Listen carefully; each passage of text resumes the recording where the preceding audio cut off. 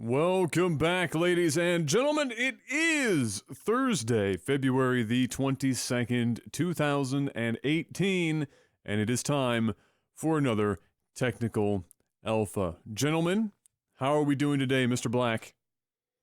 I'm doing all right. And Mr. Switched? I am doing all right as well. Fantastic. I'm glad we got that out of the way. I was worried that was going to take too long.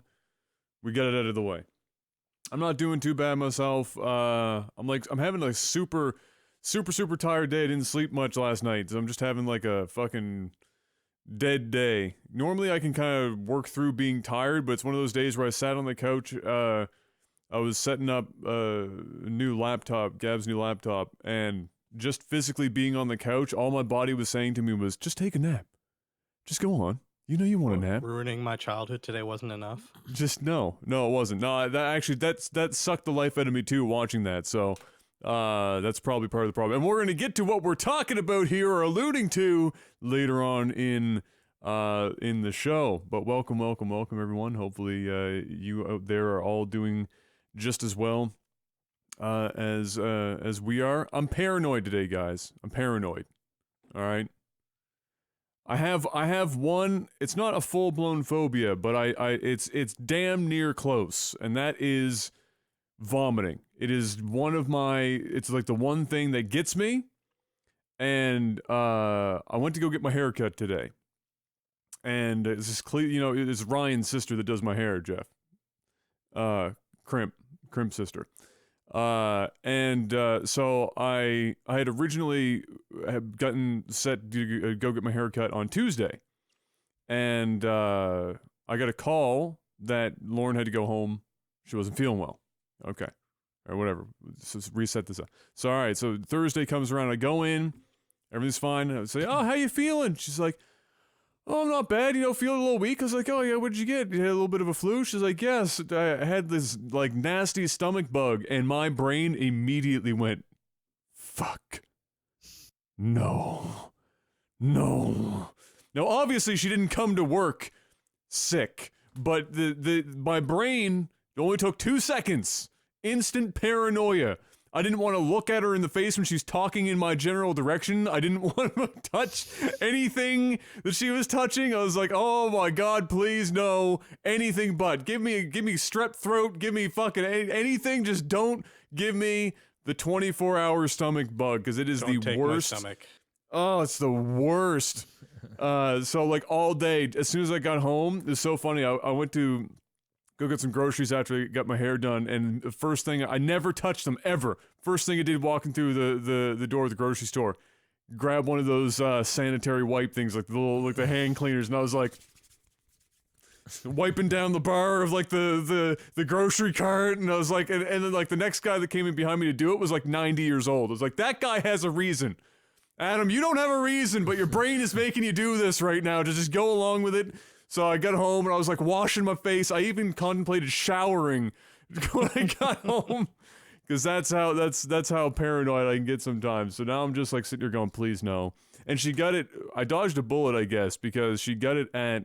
So Ryan's son, his first birthday was this weekend, and so they had their big shindig with family, friends can come over. They like rent out a little spot at a community center, and everyone goes and sees them. And family friends that also have toddlers bring all the kids, and they get to hang out and whatever. And none of them are really old enough to know what the hell's going on, but they do it anyway. And so apparently Ryan's daughter had it, and then I guess Ryan's wife and Ryan just didn't decide they wanted to tell anyone that was the case. And so Ryan's sister was, getting, hugging his daughter, the kisses and everything, and then just spread like the bubonic plague. Everyone just knocked out. Ryan got it. His wife got it. His sister got it. And then like other people at the party got it. Just wiping people out left, right, and center. Rip. Yeah. And now here I am sitting here going, please God, not me. Don't let me be a casualty. Just don't let me be a casualty. I'm sure you'll be fine. Oh, 100. I'm pretty much positive, but tell my brain that. Tell my brain that. So game stuff, ladies and gentlemen. Not an enormous amount of stuff in games happened this week, but some of the stuff, at least one or two of these topics, kind of intriguing anyway. The order, ignore the order on this list, boys. If you're both on this page, we'll pick away at stuff that happened in gaming this week. Well, if I miss stuff, forgive me. You can fill me. You can fill us in on the run. We'll just on the fly. We'll do it live. We'll be what's his name? Bill O'Reilly. Fuck it, we're doing it live. Doing it live. Just fuck it. Just go. First thing we'll tackle real quick, get it in and out of the way. Rainbow Six. So Rainbow Six has been like, of all the games to have an increase in their player base and to be slowly getting better. If there was a more gradual curve of like available mathematically speaking, I don't know if it exists. But Rainbow Six has been on that curve. And it's just been slowly getting better and better, and more people have been playing. And it's just been growing, the community slowly. And they're doing a good job by it. And I guess now they're coming out with a survival mode with zombies, because we can't get enough zombies. Literally impossible for video games to have enough zombies, apparently. We need more. And so Rainbow Six is bringing in the survival mode. After I read it, what it sounds like to me is kind of like Left 4 Dead. To a degree. So different zombie types and stuff, and it's instead of Left 4 Dead's formula of get to the safe room at the other end of the level, how it reads is it's basically just don't die and go as long as humanly possible, or something along those lines. Now whether or not they'll expand on that, I don't know. But yeah, I guess they're just giving their community a zombie mode. I think I've said this before. It's just can we stop the zombies for like 1 year? Just one. I mean, other than the zombies, though, Rainbow Six itself has been doing really well. They've been doing content and stuff consistently. Part of that's because Ubisoft kind of realized that they had been fucking up how they've been doing games. So they've been doing that whole we want games as a service thing that like everyone has been doing. Yeah, like everyone else. They realized that they can't just release the game and then kind of just let it ride on its hype. They actually need to do stuff afterwards. So Rainbow Six was where they kind of piloted how to properly do, or like new methods that they can keep it going. So they've been doing the seasons, they've been adding new operators, and a lot of the content, a lot of the content has been free. Others you've had to pay. They've done like a mix of it, but it's kept people in, and they've been addressing the underlying issues, which Ubisoft has been notorious for just ignoring. like major problems Yeah, in the game. I don't know if it's just the core group that they have running Rainbow Six, but it's like the one spot in the company that isn't sucking it up right now. Oh, they actually no. There's another one that For Honor actually is making a comeback now because Ubisoft Excuse actually me? came. Yeah, I was surprised too. I was reading up on it, but and I was looking at the player numbers. It's actually making a comeback now because Ubisoft actually came back and said we promised that we would come up with a fix for all the crazy network issues and everything. So we've been working on it and it's ready, and dedicated servers and stuff came out like a couple of days ago. It's actually brought back a lot of the people, and like we're working on addressing it, and we're gonna have some more content. They're trying to take like they're actually, instead of being like, oh no, we'll apply these principles to newer games coming out later, they're actually like, all right, let's go back and actually try some of the stuff on games we already have out. So they're like Sensible. they're going back to For Honor. There's talk about going back to the Division and adding more stuff. So they're like trying to go back and fix what they can to like rebuild some goodwill. Godspeed with that, because if there's one thing Ubisoft could use, goodwill would be one of them. The other thing they could use would be money, but goodwill is also definitely high up on the list of things that Ubisoft. Well, I mean, the last Assassin's Creed needs. did pretty well. Yeah, that's true. That's true. Didn't do too bad. They've got that kind of kooky. I don't know if we ever talked about this on the podcast, if it just happened the last week or not. My timeline is gone in my head. But they introduced in the new Assassin's Creed like this kind of walk through historical like museum-y thing, where it's kind of like an interactive, stop and see the sights, and then there's a voiceover type deal that explains the historic happenings and all this stuff throughout the game world, because obviously Assassin's Creed has a number of historical references, and within the game world there's also flat up buildings and stuff that are all there, and items. So they announced that they were doing that, and I guess it's on its way or coming, or it's either out or it's on its way. I can't remember which. But the last thing I saw about it was that on statues that just so happen to have their meat and veg showing, they've blocked those bad boys out for whatever reason.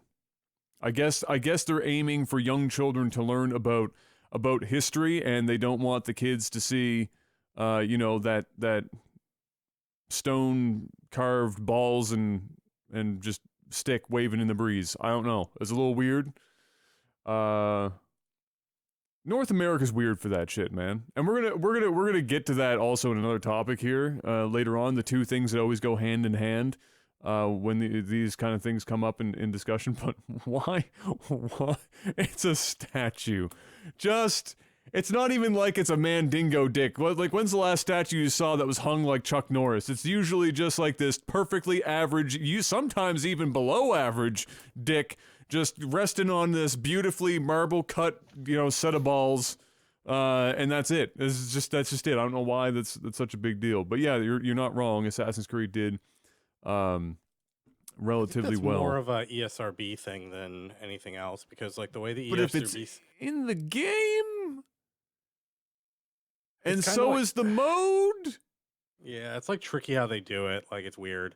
If like, this was like, if this was really particular about how they do it. They do it by like count and everything. It's crazy. Well, no, I get that, but like, but if it's in the game, and I don't know, maybe I'm wrong, and the statue for whatever reason isn't in the game, which would be even more strange to me. The game has a rating. This mode is in the game specifically, to my knowledge, unless it's a separate entity, and maybe I'm messing that up. I don't know, but I don't think so. How would I? Either way, it's dumb.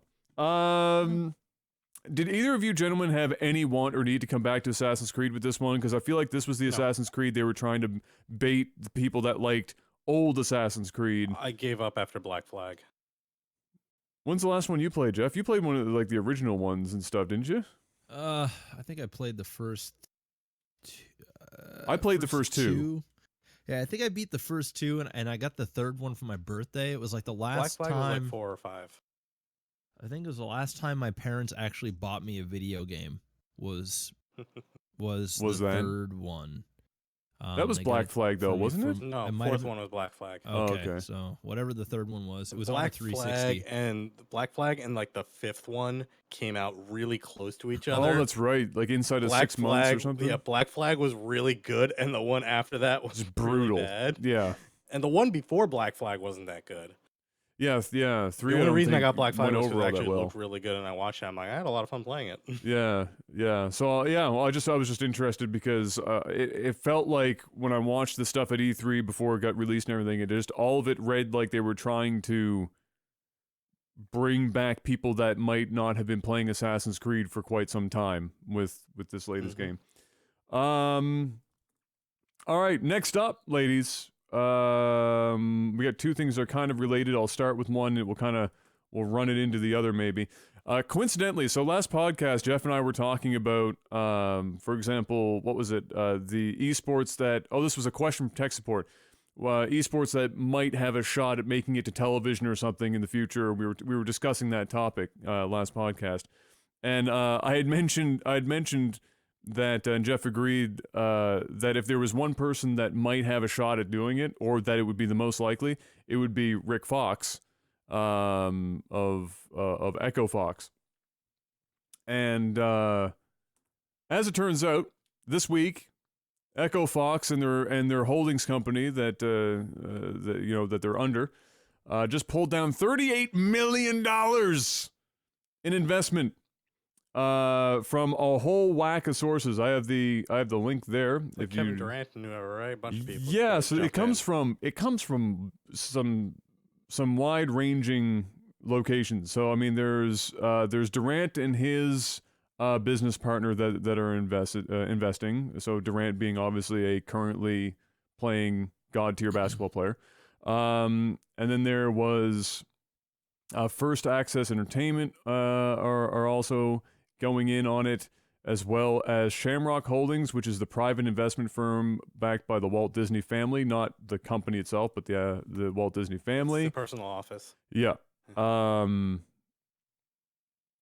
Yeah, and it was led by Evolution Media, an investment firm backed by Creative Artists Agency, the CAA, and private equity firm TPG Growth. So yeah, like a wide range, but for this round, but $38 million, and some of that money is going to go into paying, like Riot for their berth in the League of Legends spot, where you have to pay obviously them to be there. The franchise spot. The franchise fees and stuff, marketing and whatnot, but also, so if you don't know how Rick Fox got into all of this. If you don't know who Rick Fox is, he's like a 2 or 3 time NBA champion. He was a pretty good basketball player. He did some things. Then he left, and he's done and continues to do some acting. Has been in TV shows, etc., etc. Apparently, it was his son, or I think it was his son. I believe it was one of his children or his only child. I can't remember how it went. But he ended up at the League of Legends, like a League of Legends championship or something in a stadium. It was a stadium affair. So I'm guessing it was probably the championship. And when he was there, he was like, holy shit, there is some serious money to be made here. It kind of blew him away, seeing how many people were in the stadium, seeing how much money was spent, on all of this stuff. And he was like, and this is early on, right? He knows that it's early on in this whole industry. He's like, okay, I'm getting in on this. So he starts Echo Fox, which it's their own esports team. They're involved in several different esports titles. But apparently they're going to be releasing, and I don't know if this was because it was in the works for so long or what, because it's an odd choice now, but back then when it was first cooked up, maybe it made more sense. It's an H1Z1 tournament, or a league, I should say. I think like they're starting their own league, and it's in its entirety, and going that route. And so Fortnite. Yeah, if it could have been Fortnite, it could have been PUBG, could have been literally anything but H1Z1, which it's not that H1Z1's completely dead, but of the 3 currently battling out at the top, it's definitely on the lower rung. the H1Z1 tournament had more viewers on it than Steam had active players at the time. Oh, really? Oh, so I apologize also to those at home. I had forgotten I had turned down Panic from when we were talking on Discord a few days ago. So he was probably really quiet. But yeah, no. So he's doing big things. 38 mil coming in, and I still think for sure if there's anyone that's ever gonna pull that off and make the transition to TV, probably you're gonna see his name involved somewhere to make that happen. Just because he has so many ties to traditional sports. That it just makes by far the most sense, and he's not doing poorly either. Like in what he's involved with already, his teams actually do quite well. Like Echo Fox is, as a team is actually doing relatively well considering, and so yeah, there you go. I just thought that was kind of funny because we just talked about that last week. Kind of tangentially related to that. This is actually I saw a tweet on this followed by an ESPN article. But it was brilliant and kind of feel the need to convey it. But someone came up with a really good idea on how to make Battle Royale esports like events watchable. Okay, all right, hit me up. Treat it like golf. With like the multiple commentators in like different areas, and then you have the overarching one. So instead of like focusing on the kill feed, you started off by like focusing on like the most popular players and the famous teams that are in to like kind of build up story. And then as the match goes on, you cut to different caster groups who are just watching certain sections of the map for cool stuff. And with the main casters kind of tying everything together. And then as it gets closer to the end, you start moving into like focusing on the kill feed and all of that stuff. Because right now, and then at the bottom, you just have the ticker with like the kill feed and stuff. So it's more focused on like the overarching game and how it's playing down, as opposed to like just constantly being like all over the place trying to find out where the action is. That's not the worst idea I've ever heard. I think compared to what we've been seeing, it's freaking brilliant. Yeah, for sure. That makes a lot of sense. I mean, obviously, there's a lot more. There's still as slow as let's say PUBG is, for example, and I think that they would work better in PUBG than it would in Fortnite. Fortnite moves fast enough that you don't need it. But for PUBG, I think it would make the most sense. And but even still, it still moves at a pace that I think that idea works. You just have to maybe mold it ever so slightly for it. But I think that's definitely a very good idea. I think that would totally work. People to follow what's going on. Yeah, and easier for the casters too, because I mean, it's like when Jeff and I did StarCraft, we avoided doing 2v2s or 4v4s because of how much shit was going on. I can't even fathom trying to commentate a battle royale with 100 people on the map and bouncing, between all these hotspots where all these engagements and stuff are happening. It would be a mess. My brain would have to work at like 3 times the speed that it currently does. And they're saying, don't be afraid to like flash back. Like if you have like a caster pair that's watching a section and you get like a really awesome thing, use replays. Like quiet thing, just replay back to it and be like, show this while it's down, and then have the main casters talk about it and whatever, and then just cut back to a normal one. Absolutely. It gives you time to like have like kind of like the NFL red zone thing going on. And PUBG itself doesn't need to have that functionality because any of the broadcasting gear, as long as it's recording the area, it has replay stuff built in, so they can just TriCaster. Just run that through there. I mean, even OBS has replays, for God's sake. I mean, you can make that happen. Now, I guess the challenge then will be they're going to have to actually hire some serious production folks to know what they're doing, because I'm gonna, as much as I love me some esports. But if there's one thing esports has not been smashing out of the park for a long time, it's production. They just barely get static cameras down pat. So you're going to start talking about doing this like high-end multi-caster locations, replays, bringing it back in the TriCaster and shit. I look, if they could pull it off, I think it'd be fire. I think it'd be great. I think it would actually make, long form battle royale games like PUBG way more watchable as an esport. But oh my god, I'm just having like flashbacks of the NASL sound guy, and just like you can't have that guy. Just the classics of esports and production. It just all comes back in waves. And like, oh my god, I can't even. I'd have PTSD just watching it, just waiting for something to blow up. But I think that'd be pretty dope. But can we all agree maybe that David Faraday needs to be involved? Can we just have him cast the entire he needs to be one guy, and to cast it like golf. Maybe he'd So be it's like, the what's par here? he'd Oh, be there like is the no top par, he'd you're be like the just top killing people. 5 guy where he's completely like low key like the golf voice like this. We're just talking like this is a top 5 situation. And then as soon as the game ends, then he can scream. Yes. Give me some David Faraday casting PUBG. That would be incredible. One of my highlights is still when a community member who was working production for the PGA, who obviously came in contact with Faraday a lot, and I love David Faraday. I think he's probably my favorite golf caster by miles, and he's a great interviewer, and his show is also really fun. I was like, I mentioned on my stream one day, I was like, I want to take out David Faraday, have a drink, have a steak, and have a drink, and talk David Faraday. And so the community member, tracks down Faraday when they're on the course. And he gets Faraday. I have this video on my computer still, and he's like, "No, I will not have steak dinner with you," and just like fucking walks off or some shit. And I thought that was great. I was like, all right, I got burned by David Faraday. I'm okay with this. This is fine. I love it. It's a Why highlight. did David Faraday not want steak dinner with him? I don't know. Who passes up on a steak dinner? Did he want David Faraday to put out? I don't know. I wanted to steak dinner with David Faraday. That was what the whole thing was about. I wanted to take him out for steak dinner. Connected to that, that little bit there, is I just want to talk about, and it's funny because Jeff, I think you were playing your Overwatch placements today too. Yeah. How did that go, by the way?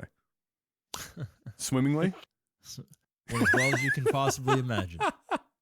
So silver. Yep. Yeah, the dream. The dream. Twitch is going hard in the paint. I'm going to make that basketball reference because we talked about Rick Fox. It's going hard in the paint for Overwatch League. Did you guys get an email or did you see the tweets about what Twitch is doing with the Overwatch League stuff? They've already been doing that for Heroes, though. Yeah, but they're putting a big push on Overwatch League though. Oh yeah, I mean, no, let's they be are. real. I'm not denying they're not putting a push on Overwatch League, but it's Yeah. actually not anything new feature-wise. This is stuff they've actually been doing with Heroes for like 2 years now. But it's Heroes and nobody probably even realized it was happening. The Overwatch League. Whoa! Don't be knocking Heroes. They get like 20, 30,000 just feet. You look. just knocked them. I didn't knock it. It's facts. Look, I'm sorry. I'm sorry that I it like hurts. Heroes. I'm hurts sorry my that it soul. hurts that Heroes is like not high on the list of anyone's game to watch on Twitch. I'm sorry, but with You're fired. Overwatch League, so they're doing this whole like earn your points just for watching Overwatch League so that you can buy team gear in Overwatch and other various items and stuff. And so they're giving Overwatch League that whole treatment. And just pushing, I just feel like they're pushing Overwatch League really hard in general. Like they're really giving her a go, which I guess makes sense to a They paid degree. a ridiculous amount of money for exclusive broadcast rights. Yeah, so They're gonna push that shit. they're going hard, and it's doing pretty well. I mean, 170,000, 180,000 people will be watching it. 120,000 nowadays, even Yeah. up until the playoffs. Yeah, The games have been good. I Yeah, watch it absolutely. usually. I watch it I watch it a couple times a week. yeah, for sure. Now, Mr. Black, I want your opinion. Now that you haven't played Overwatch in a while, you went back, did your placements. You're trying to find a game to grind.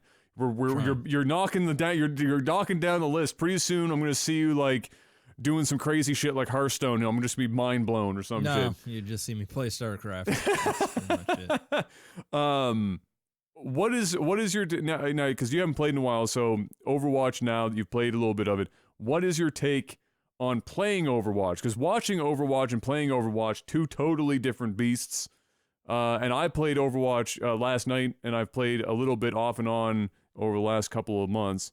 So I wanted your take on how you feel Overwatch is doing, for you personally, for playing it. Is it exciting? Is it fun? Do you see why people enjoy it so much, or what do you think?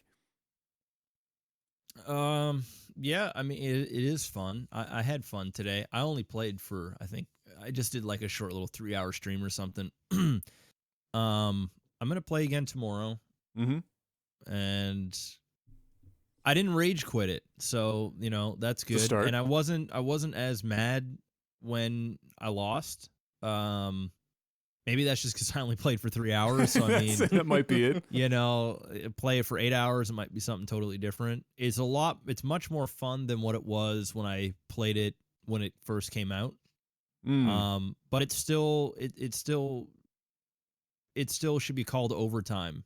It's just endless amounts of overtime, and that's very stale. Like almost every single match is overtime, more overtime, and ultimates. It's chaotic, mindless fun that I'm not sure for me it would be overly fun at a very competitive level.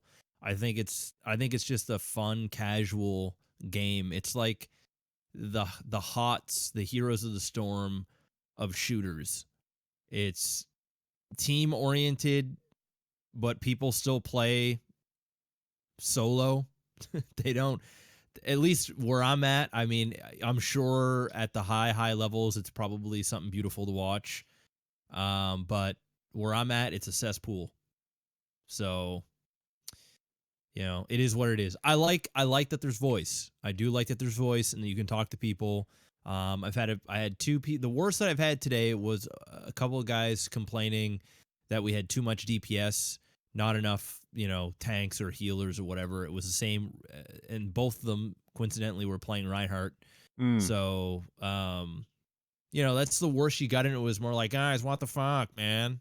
But I find it's not as toxic because when you have voice chat, there's this level of connect, even though there's still disconnection. So people are they still have anonymity, but when you put your voice out there, you're almost held accountable to, in a sense. You're not as hidden, so you don't hear it nearly as much. The people that want to BM will typically type it in the chat, call you like, whatever. But for the most part, it is nice to hear people. And it's also nice to hear people when it doesn't work out, say, nice try, guys, good game. It kind of eases your pain a little bit. You're like, oh, that guy was an asshole. Like he obviously tried or whatever. And you just move on to the next game instead of the only things you hear all game is fuck you, you're feeding, you're garbage, you're terrible. That's nice. Once again, this is a 3-hour assessment. Yeah. Ask me again next week. It might be a totally different answer. Yeah. But I can see why people watch it, especially the production of Overwatch. It's the best in the business. Yeah, I would say probably is the best in the business. Production-wise, yeah. Production-wise, I mean, League of Legends does it better. But production, like watching like all the overlays and things that are going on, they definitely do it the best. It's not something I'm interested to watch professionally, though. I don't care. It just doesn't excite me, watching people run around in circles and holding down the fort and using ultimates and going into overtime. It's just casual, dumb fun for me. Yeah, so when I played the game last night, and the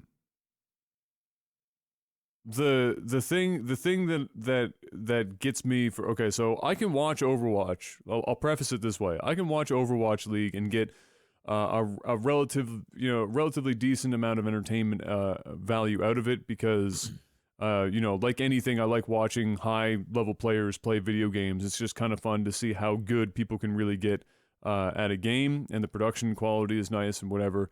I get around the fact that Overwatch as a game doesn't excite me all that much just watching people who are skilled.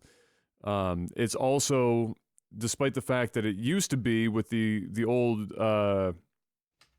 system for viewing these matches was terrible, the spectator mode now is a lot better, and it's at least a little easier to follow what's actually happening on screen. It's still not perfect, but it's a lot better. With that being said, I can't watch somebody play Overwatch on Twitch by themselves. The first person perspective in Overwatch and watching it is incredibly boring. even when the player is really good, like it's not particularly exciting because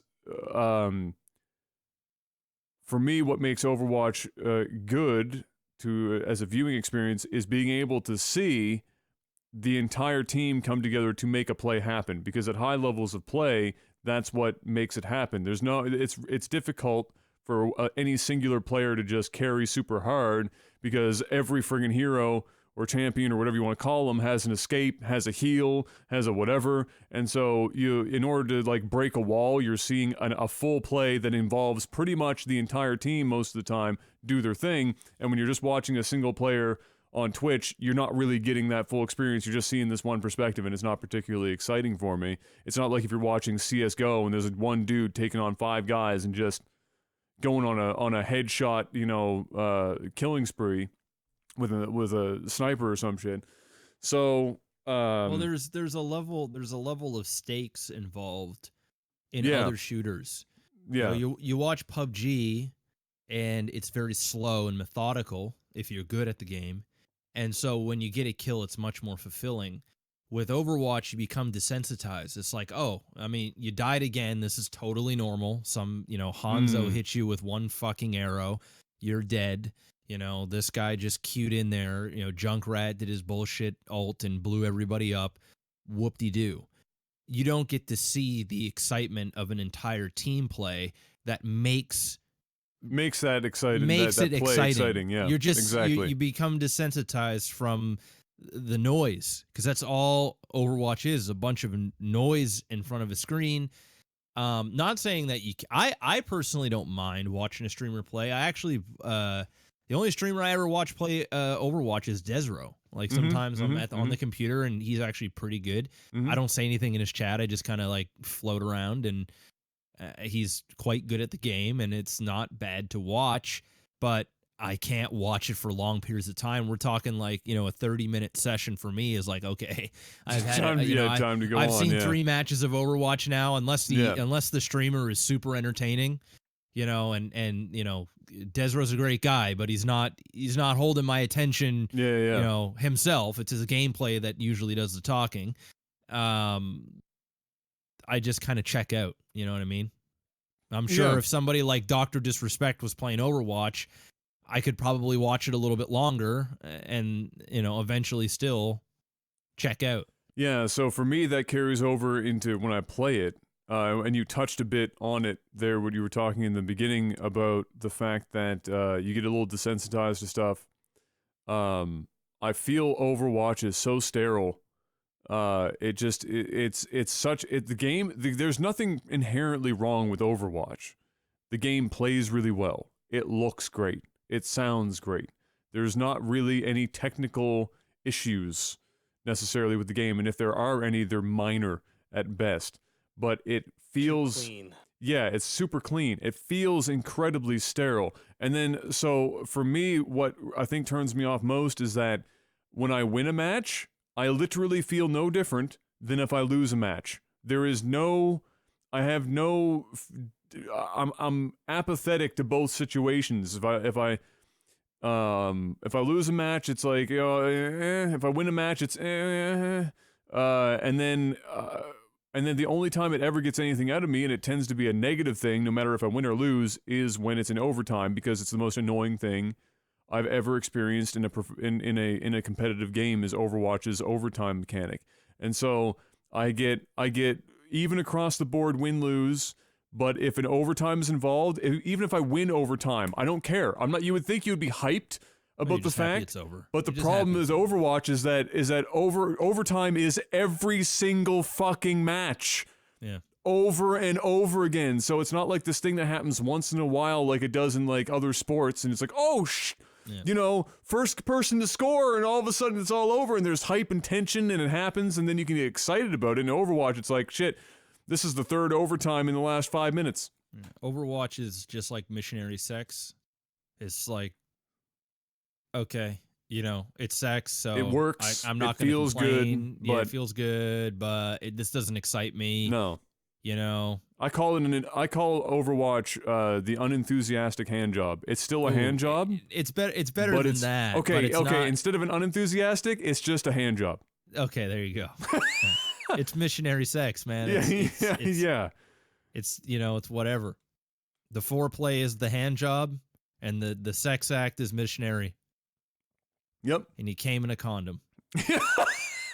Just the most in a black room, lights off, socks on, no music, nothing, no music, and with a roll over, solid roll over, 7 put out the of sheets 10. on when you're done. You know, Yeah. it's just that's it. Yeah, and that's how I feel about Overwatch. And so it, like, I'll find myself when I'm streaming it, I'll just stop talking because I go brain numb.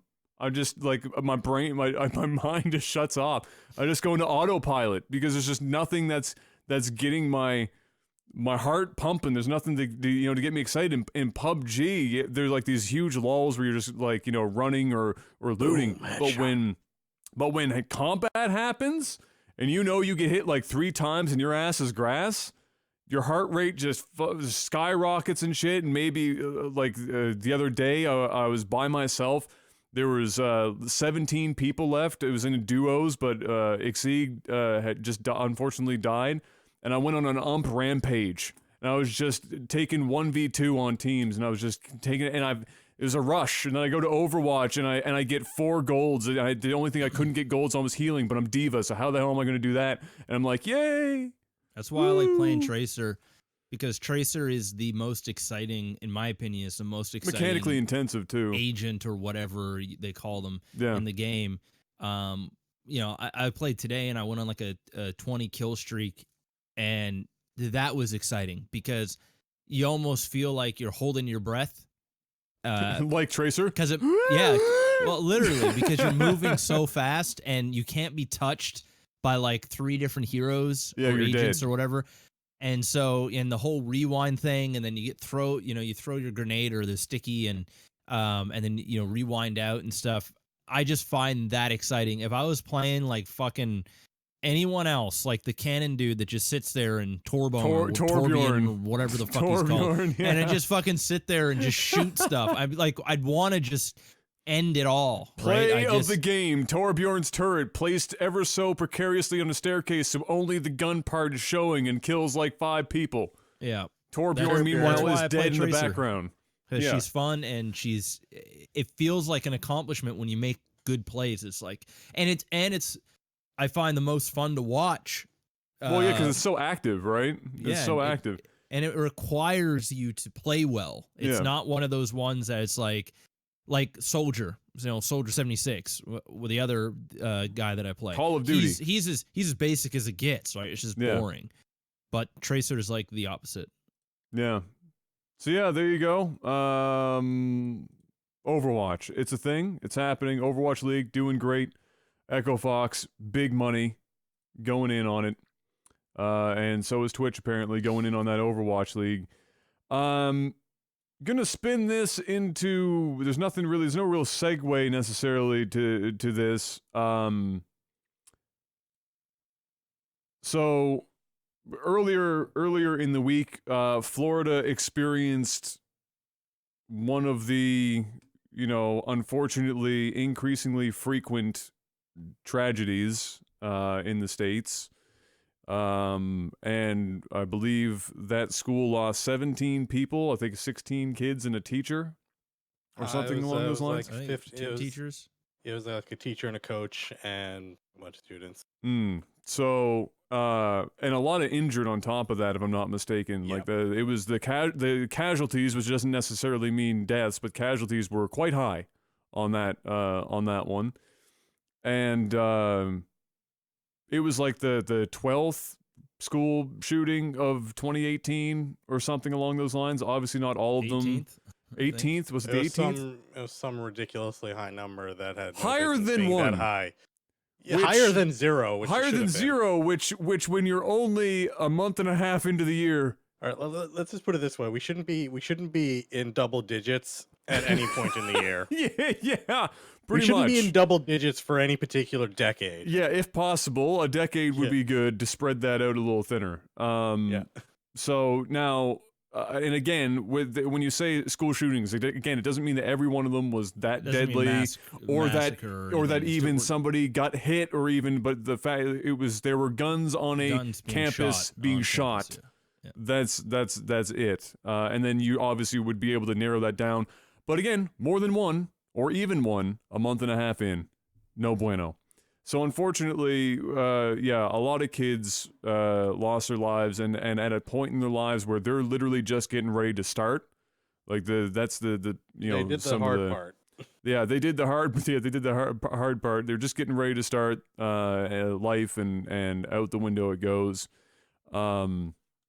So, you know, obviously we could all sit here and talk about this thing forever, and maybe it will devolve into that, but to tie it into the video game thing, Trump and several other, but mostly because Trump heard it from somebody else and immediately spat it out on Twitter, because that's what Trump does, is he takes the last thing he hears and he just fucking tosses it onto Twitter. Republican bro and others involved, blaming video games as usual for why this happened. Because video games are obviously the root cause of every gun-related or violent act ever in the history of video games. As soon as it started, and we had, you know, Galaga, it was all downhill from there. Pong, obviously inciting much violence. But of course, you know, there are violent video games. But yeah, I just wanted to talk a little bit about that. This is not the first time, won't be the last time, that video games have had their finger pointed at them as the scapegoat for why a violent act occurs. And obviously, this is going to now get paraded out as a reason for this and other shootings that have been happening. Just looking for general thoughts on that. You know, as video games, you know, are video games the problem? Are they part of a problem? Are they not a problem at all? Just general thoughts on that. We can just talk this out as however it rolls out. Just flow with it. It's, in my opinion, it's pretty much the same thing it always is. Both sides, again, are trying to deflect from the actual underlying root issue and are just trying to throw things in to kind of muddy the waters so that they don't actually have to deal with, you know, whatever deeper underlying, if you want to call it an issue, problem, culture, whatever. They don't want to deal with it. They don't want to acknowledge it. So they're going to throw something else in to, you know, muddy and make it harder to discuss the root cause. So in this case, on the right, you have them throwing in video games, saying, "Hey, look, we have these things that are super violent, and kids are playing them all the time. So clearly, this is the problem." And you know, they can, if they can point the finger at that, they can avoid having to point the finger at some other thing, like, you know, the fact that the guy wasn't background checked or whatever. Whatever happened, they don't have to look at that, because they can say, "No, we have this other much more prevalent thing that we can say is the cause and tackle." You know, there's a number of things on that. The thing that's bugging me the most today, actually, I read up on some of it because I saw it was in the doc. Was the counter argument where they're like, "Oh, if they had a security guard on campus, it wouldn't have been a problem." Well, didn't they have one? Yeah, they did. The report that came out today included that he was suspended now because they found out that he was on campus while the shooting was happening in uniform and armed, and he took up a position at the corner of one of the buildings and didn't go in for 12 something minutes, and he just waited. And this was like an actual trained officer who was there for security. And he didn't do anything. He just sat and waited, and he just radioed. So in. is he a police officer? He is an actual police officer, fully trained, uniformed with a firearm. Not like a rent-a-cop security. He was a school resource officer, which is an actual police officer, fully trained. He was an officer for, you know, whatever period of time. And similar to who we had in high school, right? Like Booker was a trained officer, armed, like actually in our school. Actually employed by the department, not by the school, type of thing. Yeah. So like real deal. Yeah. So I mean that's unfortunate. I mean, the reality of it is it's just everyone is throwing things in to be like, "Oh yeah, no," but they don't want to talk about the problem of, you know, mental health. You know, how he got the gun. Are they going to blame this? Are they going to blame this officer for the death of, you know, 17 people because that's the problem. He didn't want to go whether he was scared, Oh, no, whether no, no. whether he was protecting other people in another area of the school, whatever the case it may have been or may not have been, because I didn't see anything up on it. It's the problem is that hearing things like that and seeing things like that is going to muddy what the actual conversation should be. Because on the right, you say, oh, we need more security guards, we need armed, we need whatever. On the left, they're like, no, we need stricter gun control, we need all of these laws, we need all this other stuff, when in actuality, something in the middle needs to happen. But the problem is now the left is going to say, this guy was armed, he had a gun, he just sat there and did nothing. The right side's going to, right's going to say, video games is the problem, mental health is the problem. And they're just going to keep arguing back and forth until nothing's just going to happen. It's just going to be a freaking stalemate. They're just going to sit there.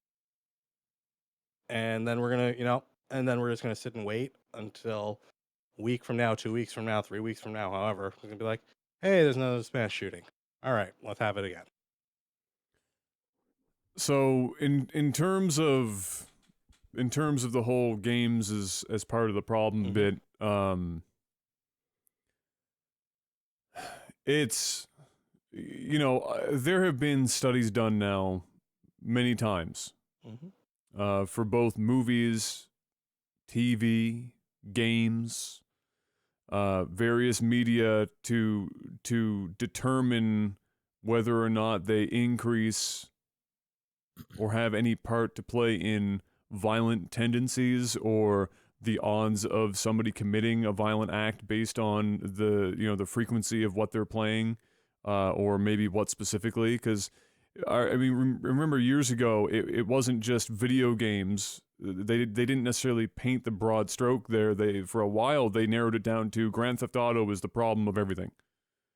You're beating up hookers and you're stealing cars and you're shooting people, and so Grand Theft Auto has all of these things. So we will narrow it down to that game.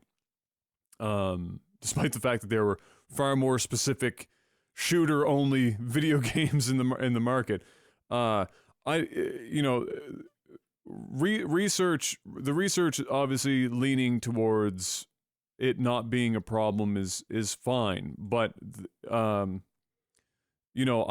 don't know if I would discard entirely that it plays a part in what I think is probably one of the biggest problems in the States for this issue. And it's not specific to the States necessarily, but this is where it happens. So we're talking about this as, in the States, is the romanticization of guns and gun ownership. It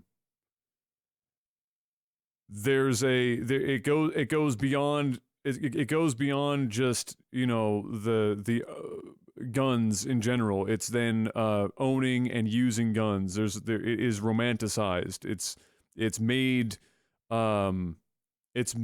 more a part of the culture inherently in more ways than it might be in other areas of the world. But again, you can't draw direct comparisons because culturally speaking, the States is very much different than,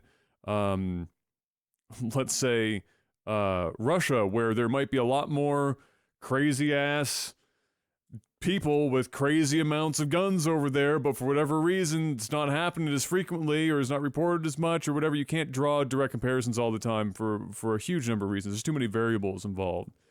And games might very well be a part of the equation, but less so about games specifically and more about the overall contribution to the romanticization of weapons in the States and the use of them and the ownership of them.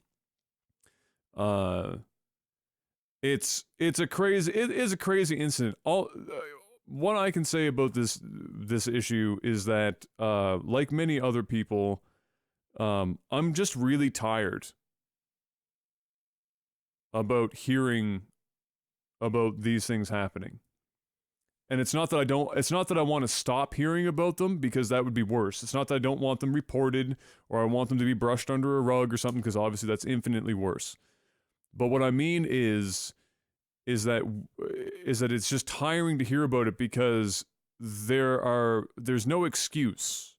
You could try and come up with excuses, but there's no excuses for for a country like the U.S. to have this issue at this scale.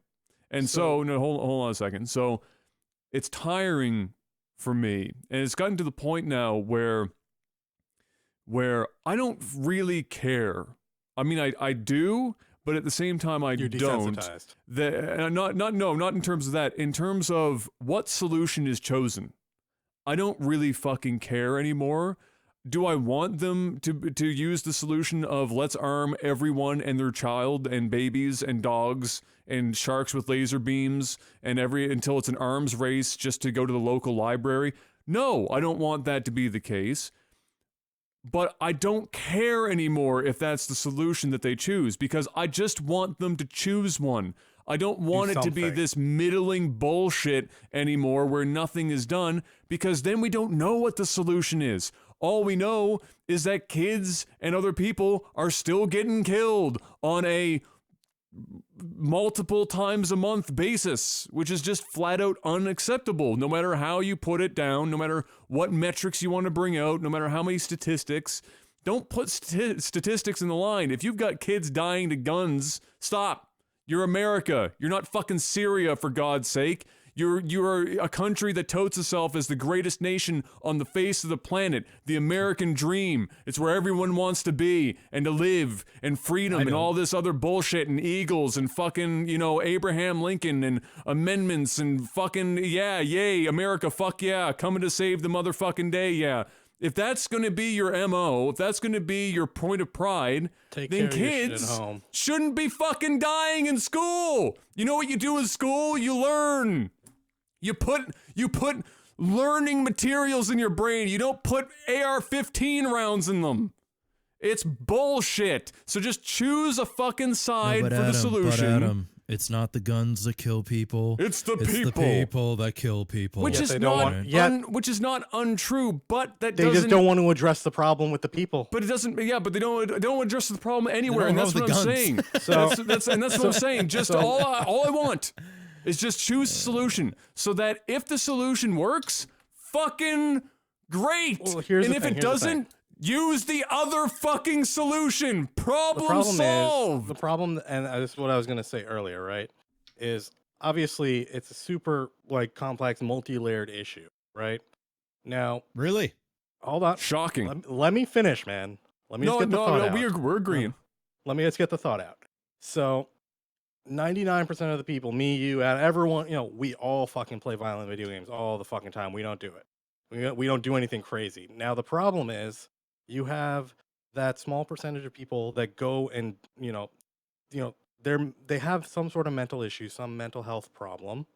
And the main part of the issue is we as a society, especially in the US, we don't address it. We shove it under the rug. We ignore it. We don't provide money to treat it. We don't have the programs to assist with that. And the problem is you have such prevalent violent video games. It's common in the culture, worldwide, but we're not taking care of the small percentage of people that are influenced by it. But let me finish. I'm letting you finish. Right? And the problem is also guns are way too fucking easy to get in this country.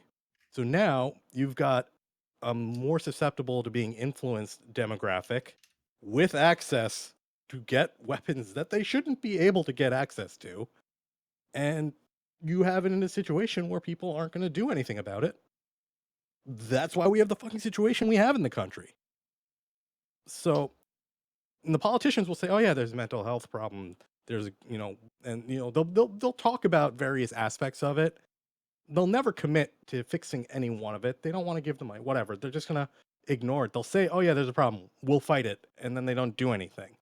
So that's why we end up where we are now too. They'll acknowledge it. They won't do anything about it, and then we all just hear all right, move on. So again, it's a problem we can fix. It's just that for some reason, no one has the appetite to actually fix it. All right. When it comes to video games, I'm not going to say that video games does not play a factor in some cases. I mean, that's sure. You can't rule it out entirely. It'd be stupid silly. for me to say that. Yeah, of you course. know, it's like saying movies or TV shows or the media, which is probably one of the biggest factors, glorifiing these insane killers and making them famous and giving them their 3 days of fame or however Which long credit to the media this time around has not done nearly as bad a job about that. It took me many days before I ever found out who the fuck the guy actually was. But in general, you're not wrong. They do a terrible job of that shit. Yeah. The reality of it is, for me, I'm Canadian as fuck. You know, I have seen. I knew a shady guy once. He had a sawed-off shotgun and two hand. I don't even know what type of handguns they were. Probably Glocks here. Yeah, I held one of them. One of them was like duct taped, like the fucking handle was duct taped. God only knows what the hell those guns were. But anyway, that was my extent with guns. The only other times I've ever seen guns was when I was in America.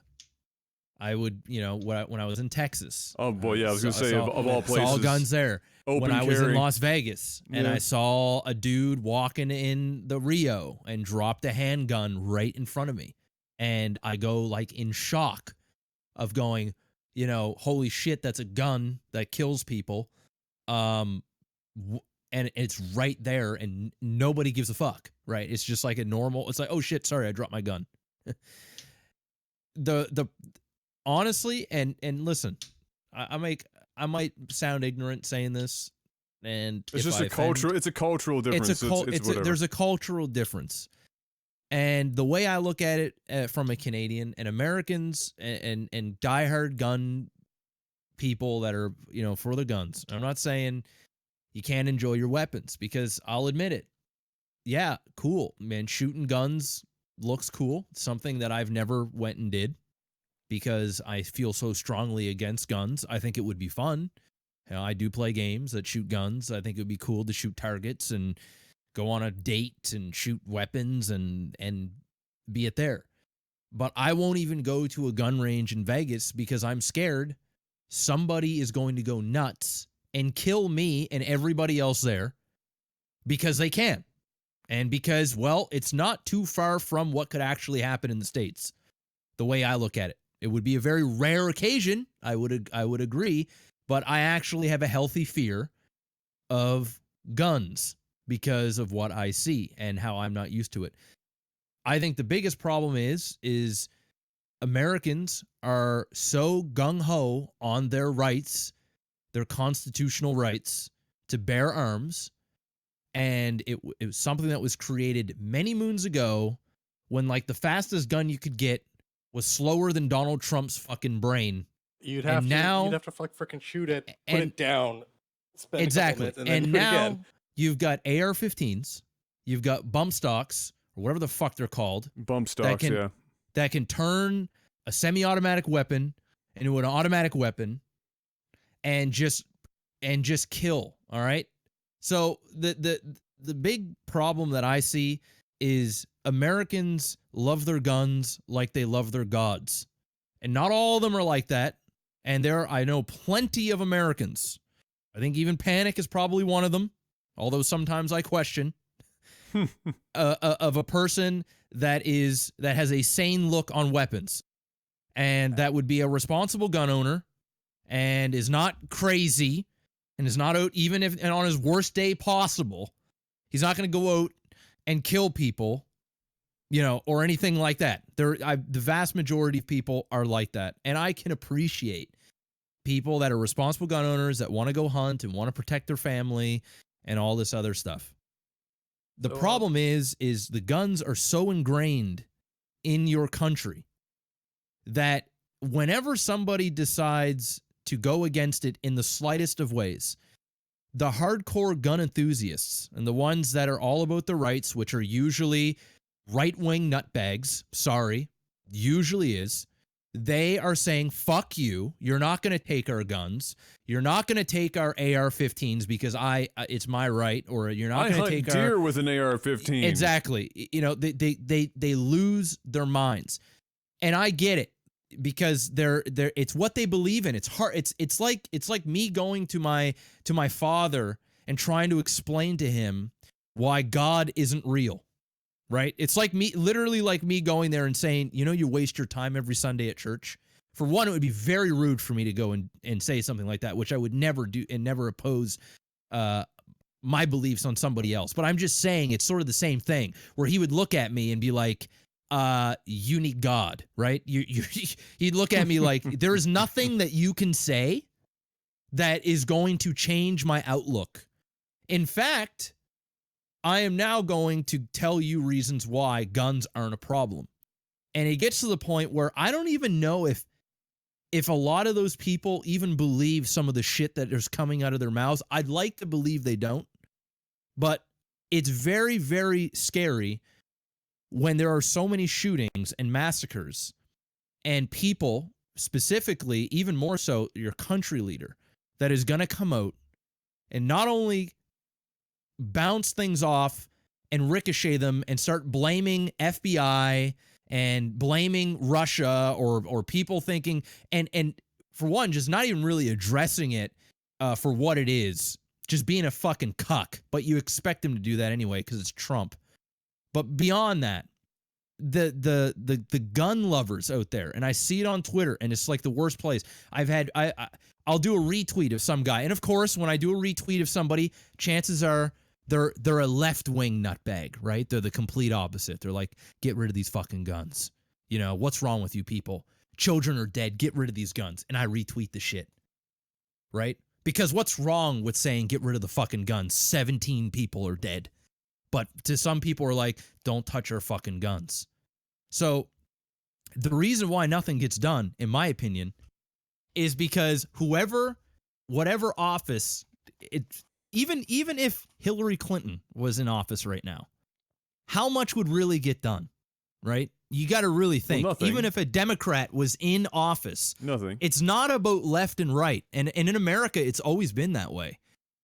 It's not like that here in Canada. Like, sure, there are political parties and they banter in a Canadian way. But in America, it is left versus right. There is, and there are some people that are kind of in the middle, and I would consider myself to be sort of in the middle. There's actually a lot of things that that Republicans kind of,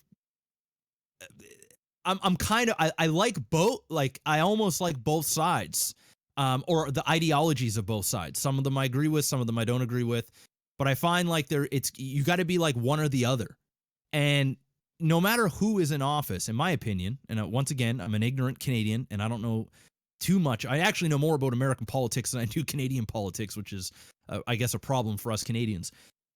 But the problem is everybody is scared to do something because they don't want to get voted out. Exactly. It's politics, and nobody is going to get rid of Americans' guns. It's just not going to happen.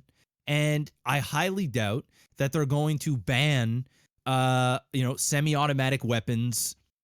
I know they have like bans on like fully automatic weapons, but we all know you can pay $400 and put a bump stock on virtually anything and turn it into a killing machine. So the problem there's many problems, but the reality of it is I don't see it ever changing. People don't want to talk about it. It's too polarizing. They don't want to get caught in a specific position. I wish they would just say it for what it is, instead of blaming it on a left or a right or a video game or a movie or a mental health or this or that. So something happened yesterday, which was, or might have been the day before, that shocked me, right? Marco Rubio, Republican senator from Florida, and again, I disagree with his policies and his stances, right? But he did something that I have not seen a politician do in a long time, right? Either side.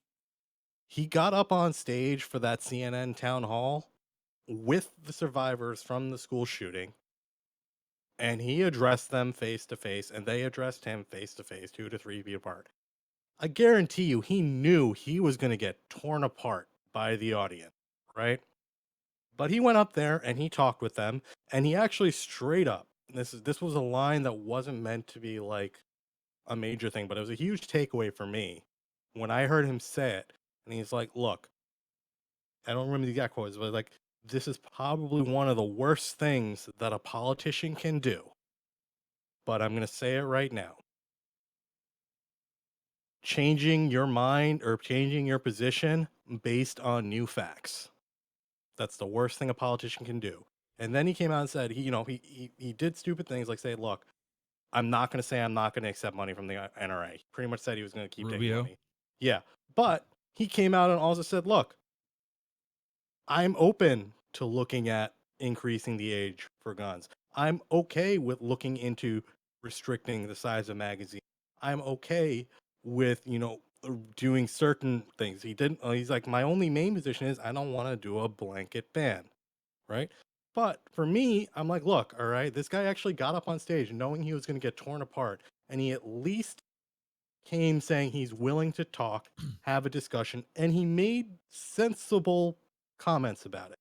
So I'm like, as much as I don't like Marco Rubio, I have respect that he came up to at least talk and engage, because a lot of politicians, they don't want to engage. They don't want to get caught with a soundbite of them saying something that might be unpopular. They don't want to get caught saying, "You know what? I actually agree with your position, even though you're on the other side." They don't want to get caught with that. So what they do is they just hide and they don't engage. They don't want to talk about it. And they just like, hopefully they'll forget in like a week or two. And this is the problem you see. You see, Senate leader hasn't said shit. House leader hasn't said shit. Trump is just saying whatever comes to mind based on whoever talked to him 2 minutes ago. No one actually wants to do anything. So you know what? I'll give them props for actually going up there and talking. Because it's all politics. They're more afraid of their job and their career than they are kids in schools. Yeah.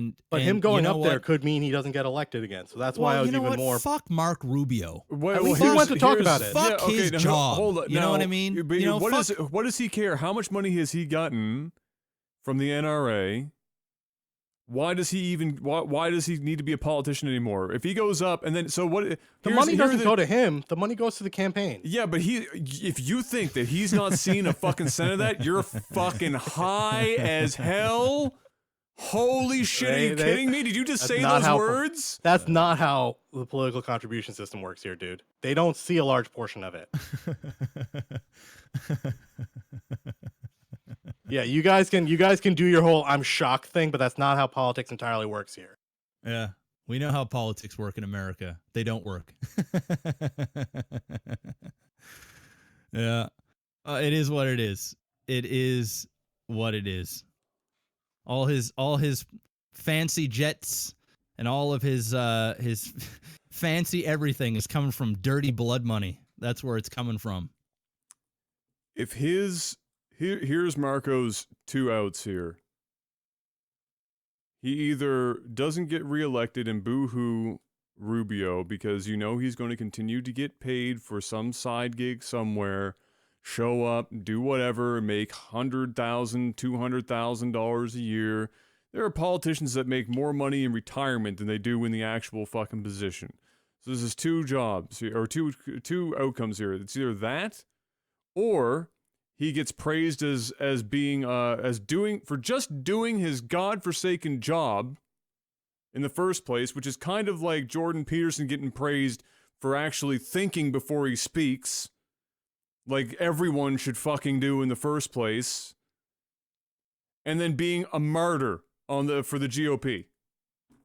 Whoop-de-fuck. Congratulations, Marco Rubio. Yeah, when you got 99 other people who don't, or sorry, however many Republican senators who don't even want to engage, I'll take a Marco Rubio over any one of those other schmucks, okay? Let that, if we can get more who will actually get up and engage, we're much better off. Okay, I'll be more impressed when I see him actually do what he said he would do on the stage. How about that? So when he says, "That's fair," if he puts his money where his mouth is, we'll go with that. The ideas, etc., etc. I will take them into consideration. It's gotten so bad that I'm commending a guy for getting up on stage for doing his fucking job. Exactly. All right, that's how bad it's gotten. That all the other folks aren't doing their fucking jobs. So here's. Oh, this is such a crazy topic. For any number of reasons. Well, it's a charge thing because it doesn't matter. The reason why I don't even really like talking about it is because I feel like I can be wrong on things. You know, I can be. All of us can be wrong on things. Humans do that a lot. I can be wrong on things, but I truly believe that I'm not wrong on the problem about guns.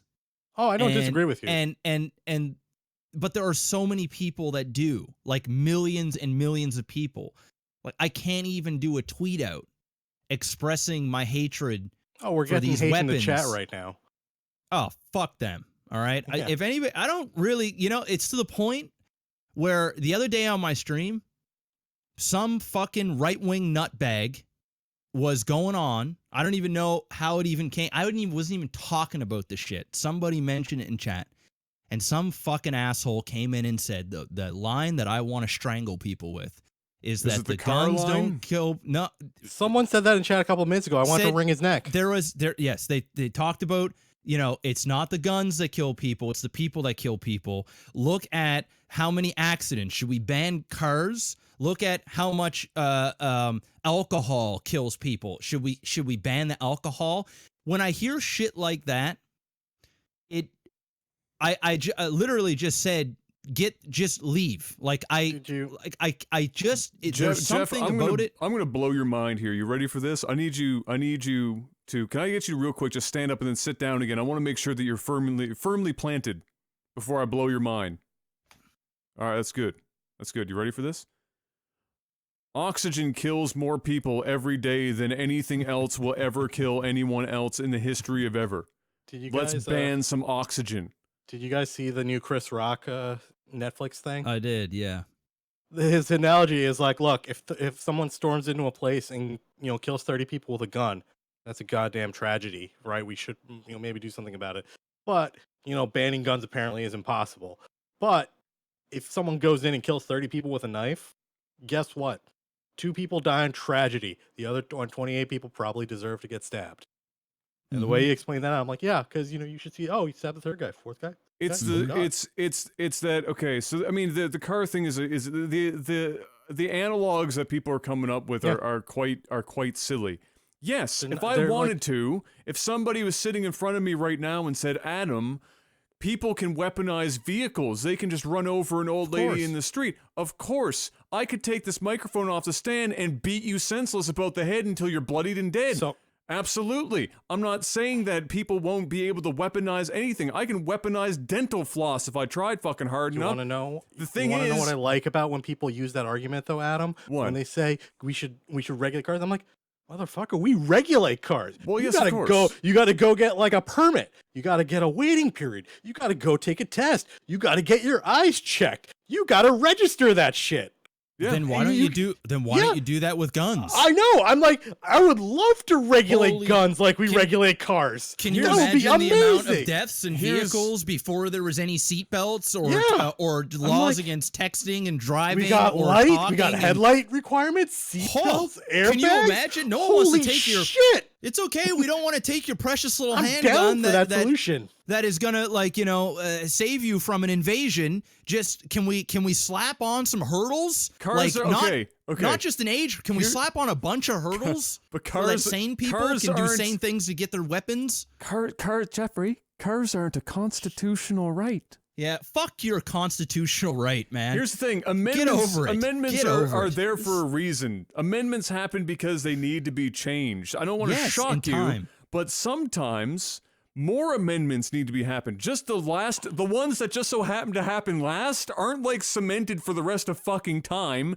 They don't have to be there indefinitely. Otherwise, the amendments would have never happened at all. They would have just been the original words written down on paper. It would have never gone anywhere because amendments would be unconstitutional. There's a perfect one. They ban alcohol, and then later they're like, you know what? Our bad. Our bad. Bring it back. That makes us feel good. Let's bring the booze back. But it's our bad.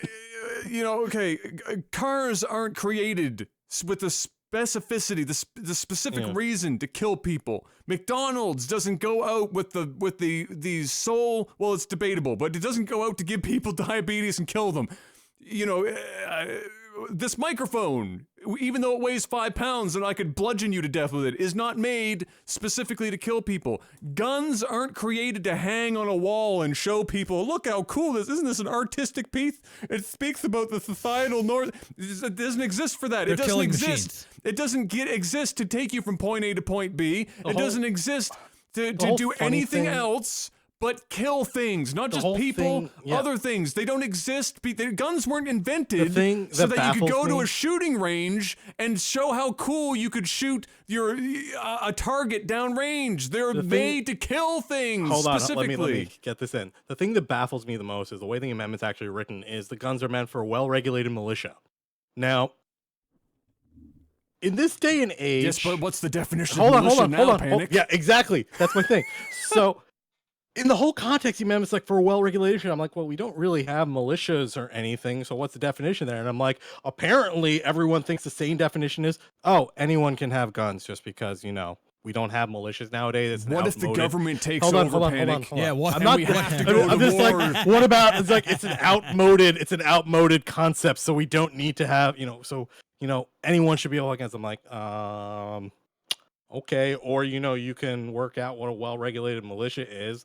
Like be a part of like a specific shooting club where you have some training requirements, or hey, go and pass like if you want to be a regulated militia, you can be a registered citizen who has passed a test and done that. That still should count as well regulated. I don't know. So like, why is it that the one saying, oh, anyone can own guns is the definition that wins, as opposed to how it's actually written?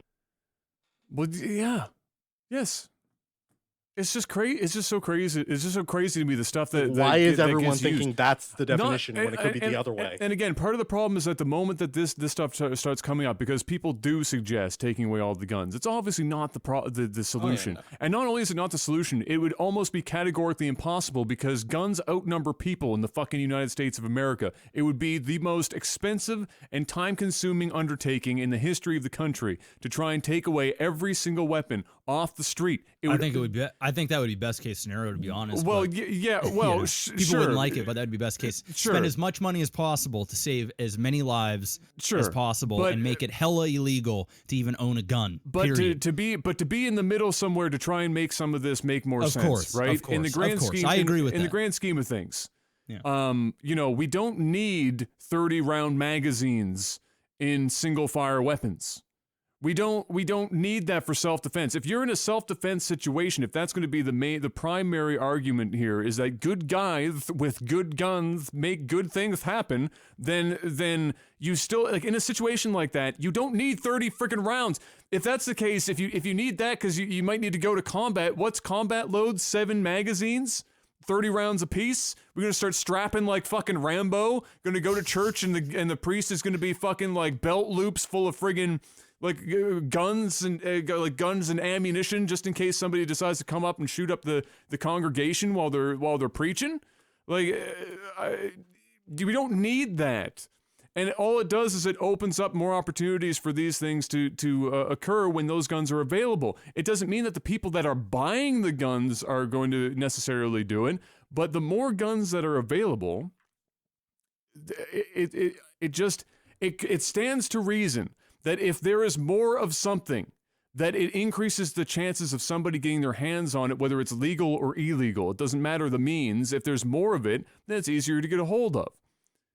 That's just kind of how it works. And there have been people that have said, well, stricter gun laws or whatever in one state. Well, the problem is not all states conform to it. So you could just go a state over most of the time. You do a hop, skip, and a jump over to the neighboring state where it's not such a pain in the ass. You come on back and you're off to the fucking races.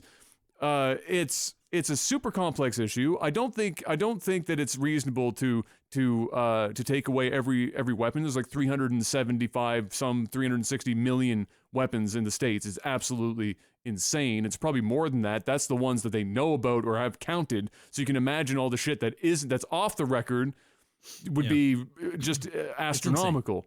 So I think a sane goal here, in my estimation, is that there's probably a mental health issue. There's a family unit issue where both parents are finding themselves having to work in order to sustain any sort of level of living now. And what happens with that is you end up with kids that don't have solid parental guidance.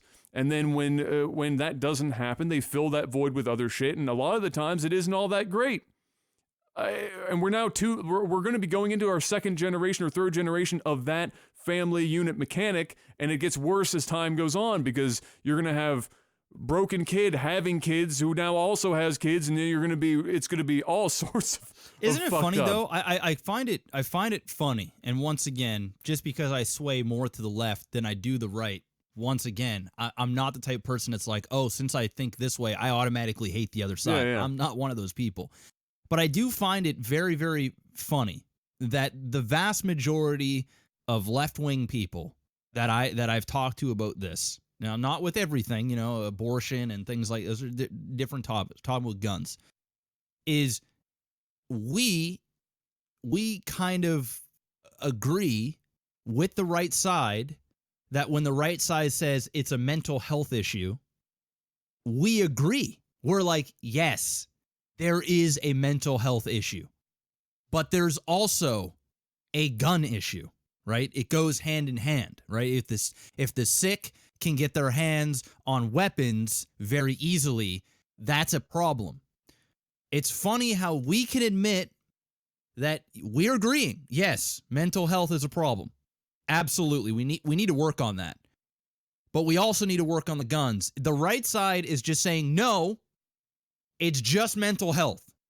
Because, you know, whether they're, and chances are the people that are saying that are sensible people that are responsible gun owners that are like, listen, dude, my shit's locked up. My shit is, you know, I only have it for hunting, for sporting, and, you know, and protecting my family. I went, did the proper paperwork. You never hear any. I'm a hardworking male or female. You know, I'm a tax-paying citizen, and even though I'm a right-wing person, I'm a good person, and absolutely, and we get that. But they just don't want to admit, in almost any way, shape, or form, that their weapon, that the guns are a problem. And that's the problem. I feel like the left side on this specific topic are the ones that are bending. We've realized there we're are not getting many rid of it. people in fairness, there are loads of people on the left as well that don't want to admit that guns aren't 100% of the issue. Like, there are people that on the left, like with the right, Of course. Yeah. I I don't hear that often. I hear it a fair amount. In fact, I think the main narrative of the left right now is less about mental health and more about just getting rid of guns in general. Well, I can imagine, because even though they keep bringing up mental health issues, the right side always, and even if the left side, nothing gets done about it. Well, sure. So it gets to the 'Cause point they where you're want- like, they okay, want then all or get nothing. rid of the fucking AR-15s. Do something with the guns. I think it's more of anger than anything. It's more of just they're fed up. But I still hear it a lot from the left that are saying that it is a mental health issue and a gun issue. I hear it all the time. But you're right. It does work both ways. But it's not like the vast majority of them can't admit this. Obviously, there's a mental health issue. No sane person goes into a school and kills as many people as they can before they're taken out. Duh! Who fucking... Is there anybody that is sane? Do they go on these type of killing sprees? I mean, it's common sense. So The guy is crazy. To finish my thoughts on this thing, right? So, like I've said, I think that personally, the most anyone needs to be able to own, and I'm perfectly comfortable because we have it here in Canada as well. It's not like it can't happen. You can have a sidearm, for sure. You get yourself a pistol, any one you want. You want to use the 45 special and feel like super all-American hero? Then you do that. You want yourself a 9mm, Magnum. you do it. You want the 44, you want a golden 44, gun? you want that, you go for a 44, whatever. You want a hunting rifle and a shotgun. Absolutely. You go nuts because you're going to be using it for sport. If it's a hunting rifle or a shotgun for sport and for home protection, pistol for home protection and carrying in where you're allowed to have it. Sure, absolutely. Do all of those have the ability to do terrible damage to a number of people? Yes, but you're going to be able to do a lot less damage with those in terms of number of people affected than you would with like an AR-15, which has got a 30-round magazine, and you just go ham with it. And that's without a bump stock. Bump stock, no bump stock, doesn't matter. 30-round capacity on a rifle that's incredibly accurate up to, what, 300 yards? I mean, that's... You're still gonna do everything you need it to do. You're gonna do a lot with that, right? It's not as exciting. And here's it's not as exciting. And not to get off my own point or anything, but the NRA and just I don't know if it's the NRA that did this or whatever, but the AR-15 is not classified as an assault rifle because it's a single fire, right? Despite the fact that it is modeled to look exactly like the M16, and looks like, feels like, shoots like. In just about every capacity, but it's not listed as an assault rifle just because it's a single fire. Same magazine capacity, and people are playing it off like you just use this shit to hunt deer. I don't know why you would ever hunt deer or defend yourself from a bear with an AR-15. Just so many more.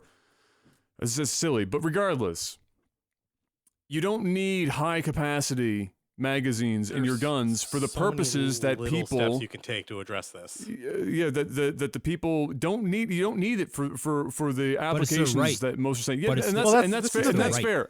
I'm gonna for the purposes of this, I'm gonna say right now that when it comes to the Second Amendment, I don't give a fuck. Period. We don't have it here, but yet we still have guns. So Second Amendment is fucking whatever. I don't really fucking care about the Second Amendment. If you want to hold on to it and masturbate to it at night, that's cool. I don't really care. If you want to abide by the Second Amendment, don't ban the shit. Just say, look, if you get a magazine over 8 rounds, register it or some shit like that. It's whatever. It's whatever. So again, not to get off my point. So I just want. I'm personally. I'm just saying this personally. I'm comfortable with pistols, rifles, shotguns. Okay? I agree. As far as the guns go. Everything else, fuck it. Get it off the streets. Spend every dollar you can to get rid of it. Don't care how it's done. The second part is mental health. Now, the thing about mental health is that it is an incredibly complex topic because people have mental health issues for a myriad reasons. It's not just one reason. It's not just they're born sick. It's not just that they have a snapping moment at school because they were bullied. It's not just... that they had another traumatic moment in life. There are a myriad reasons as to why somebody might have a psychotic break or be pushed in this direction.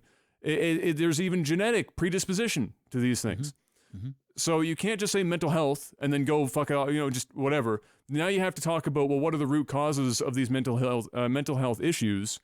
And you could start with classifying the cases that we know about for the people that have done these acts in general, not just school shootings, but shootings in general, a guy in Vegas, whatever. You profile them as best as you can.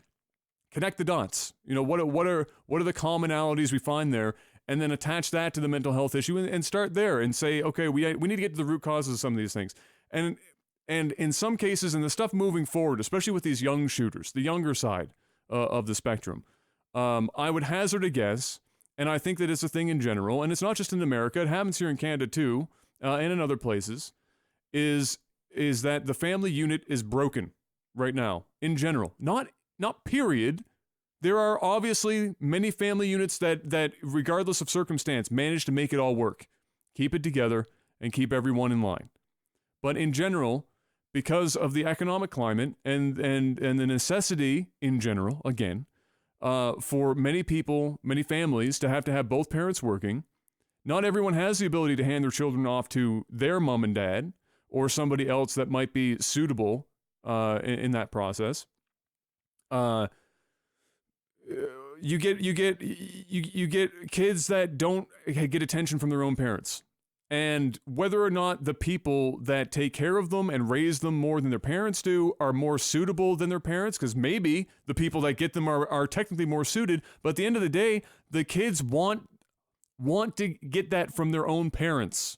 They don't, they might appreciate later in life when grandma raises them or whatever, but for a long time, kids will get beat up about the fact that they're not getting attention from their actual parents. And that tends to create a lot of issues. And anyone that's ever gone through a public school system is going to know shitloads of kids that had that exact problem. And that's only seeming to me, anyway, to get worse as time goes on. When I was in school watching the kids that were coming up below me, then the economic crisis happened. Then I had kids at the summer camps who were 6 years old, and watching the young parents there and knowing what those parents were doing, especially where Jeff and I grew up, and it's a lower income area of the city, and seeing how that affected those kids versus the kids who had more well-to-do parents that were able to take care of their kids or have a stay-at-home mom or whatever. The difference is staggering. So I think that's also part of the problem with some of the younger shooters, and that would also dump into mental health issues, is that these kids don't have strong parental figures. But then the problem also becomes, at some point, the longer this goes on, the kids that are now where they are, they're going to have children at some point. But they're already half busted up. Hopefully they don't. But not everyone. I mean, it's going to happen, right? It's just going to happen. And then you have them trying to raise kids without their own strong foundation to begin with. And it gets worse. But you can't, so it's almost like, and this is another part of the problem in my mind, when I think of the other side of the board who are saying, we need to put guns in teachers' hands, or we need to put guns in the hands of literally the janitor, anyone that can carry a weapon, give it to them, right? The problem is that currently, in the current environment, you almost require it. There's some irony here at play, in that you almost need it for protection, because in the period of time in which a solution is enacted and put in place, and it's not going to happen in a year, it's not going to happen in 2, it's going to be like 20, which is a lot more than one click of the fingers, you're going to have a period of time where you have to live through this hyper-violent environment.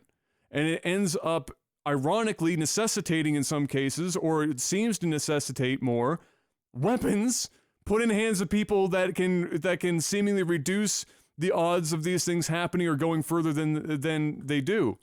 And so there's this weird closed loop in the mental health side, in the gun side, and in the culture side, because all of this plays into the culture side of things. And I think that's the biggest gap between America and other places in the world, is the cultural difference playing such a big role when it comes to the guns. I think that's the main course. I think that's the main. That's the hard. thing. The problem is that's the hardest thing to change, and it takes the longest period of time. Think about racism. Right? Yeah, you almost can't change it. You almost can't change. You have to wait until that generation dies out. It's like you have to. But you can't even do that, because they're a young white nationalist being brought up in the States right now. So it's not just a question of wait until the baby boomers die and all of a sudden we inherit the world and fix all the fucking problems and fucking Elon Musk save us all. We can't just do that. There are incremental changes that take decades to approach any kind of success. And that's what's going to have to happen here. The problem is, in order for that to happen, you need to actually put one fucking foot in front of the other, and you're going to make mistakes in that case, but you can't even make the mistakes to work towards a solution if you never take the first step to begin with. And why don't they the just problem. do both? Why don't they do both? Like, why don't they go, you know what, we're fighting on both sides here. Why don't we tackle regulating guns and mental health? Why don't we do them both? Because the problem is that nobody wants to, from when it's our team versus your team, right? Is that nobody wants to admit fault. People hate being wrong. But people are dying. Like children that should tell are you dying in schools, and people are dying in churches. That should And tell in you a movie couple of theaters, things. That should tell you a couple things. when It should tell you. It should tell you a couple things. One, it should tell you the level of desensitization that's occurred at a cultural level, and two, it should tell you how good people have become at separating themselves from tragedy, as long as it reinforces what they think is right. So people. what happens when it's their child? You know, what happens if it's a politician and their kid gets mowed down? Well, they're probably not in public schools, No. but you know what I'm saying. Well, it's the So, same as it's the what same happens as, then? it's Do the they same as change the their old mind men, then? It's the same as old men sending young men to war, right? And it's the same as like Trump just dodging the fucking draft as many times as possible. Captain Bone Spur McGee over there. Bone spurs. You know, it's the same thing, but yet they're the ones in charge of you know, sending these people out. It's separation. It's degrees of separation from the problem, and it's degrees of separation from the issues that arise out of those things, and they can put their head down at night. And some people don't underestimate the ability of people to turn a blind eye as long as they are personally comfortable. It's crazy what people can put up with. I mean, that's what the whole premise of the Hunger Games is, dude. That's the entire premise of the Hunger Games. It's Yeah, the but entire this is real life, dude. Like yes, somebody, but it's based on. But Hunger Games is based in reality.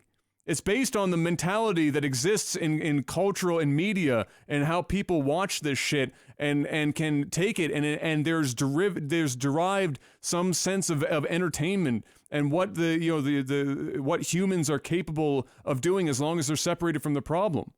And that's pretty much what that entire thing is about. And so yeah, it's fiction, but fiction is stranger than, you know, reality. or sorry, reverse that. Reality is stranger than fiction.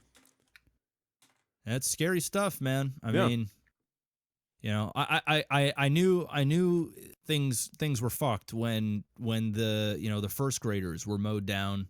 Nothing happened. And nothing happened when that shit went down.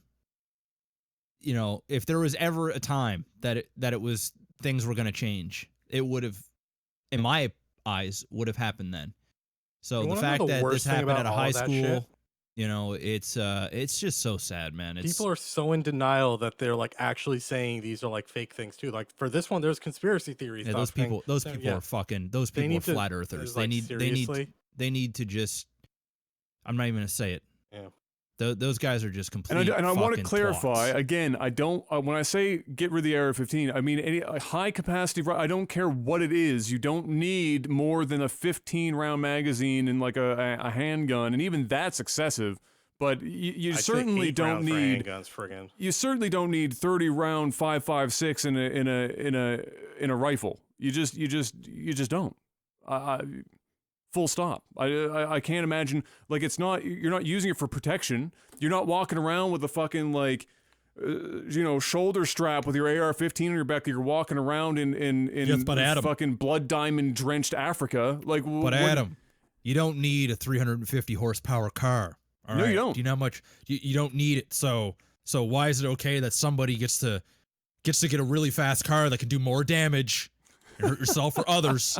But the When criminals will have it. all you need is a Honda. You don't even need the SI or a Prius. That's a dumb way of thinking. Some people just want it. They just want to have it. Yeah, some people want to do terrible things to others, and we have we generally tend to try and work around that one.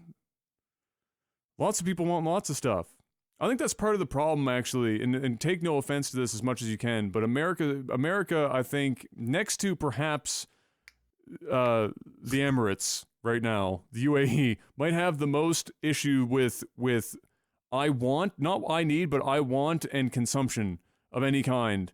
Because it's part of the American dream also, is to have anything and everything you've ever wanted and do it on your own, back, right? It's the pull up your bootstraps and go out there and become a billionaire outlook and get anything, get the yacht, And fuck get bitches. get the yacht, Grab get them the by hookers, the pussy. bang Just rails, grab them straight by the pussy. bang rails off hooker ass cracks and just fucking give her a time, right? Like it's part of the, yes, it's an exagerated form, but it's not, but that's what fucking people think. Some people are out there going, I just want to get a decent job and have an above average life and not have a mortgage and whatever. But there are a lot of people I totally hear, like, think of America, an American dream, and fucking just take that shit out and run wild with it. And so when you try and take anything away, especially something like guns, it's like, oh, now hold up now. What do you mean take away? Not my guns. Not only my guns. only give, no take.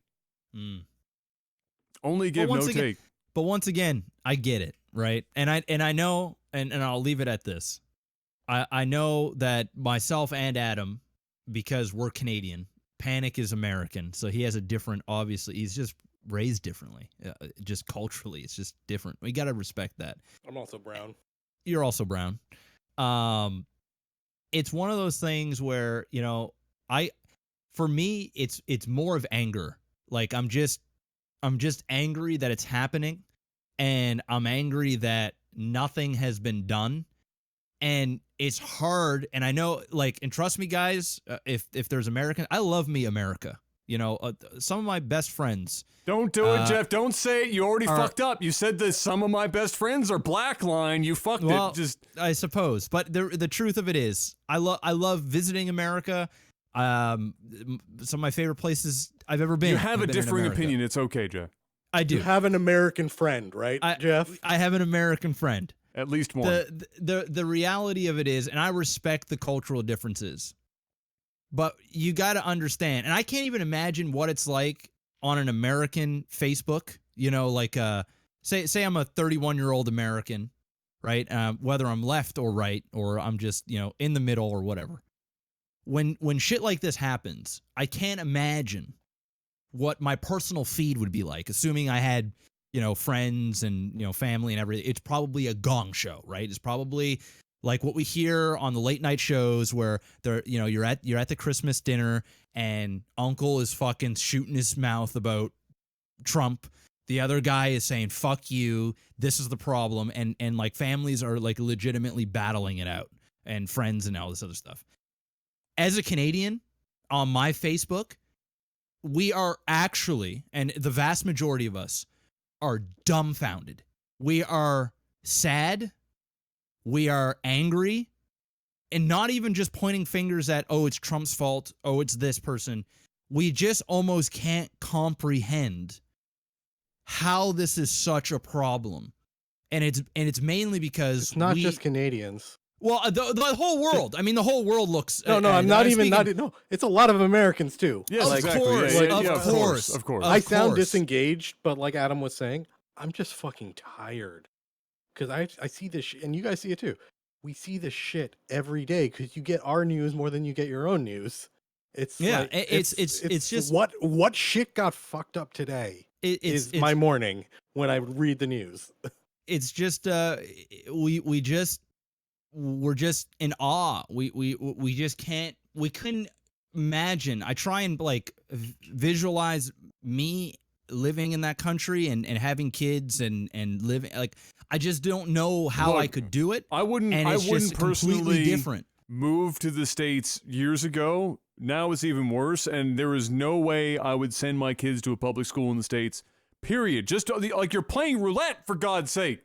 Well, that's alarmist. Fuck you! It's alarmist. Are you fuck serious? You! Don't say fuck you. I'm gonna say fuck you. That's alarmist bullshit. All right. There are a lot of school shootings. That's fine, but it's not fucking roulette to send your kids to school here. All right. Really? Slow your goddamn roll. So statistically, yeah, it happens, but it gets reported a lot more in the news. All right. We don't need alarmist bullshit saying you should be scared to go to fucking school in the States, all right? I'm not saying anyone else should be. You literally just said it. I said you literally just said it. I said me, not anyone else.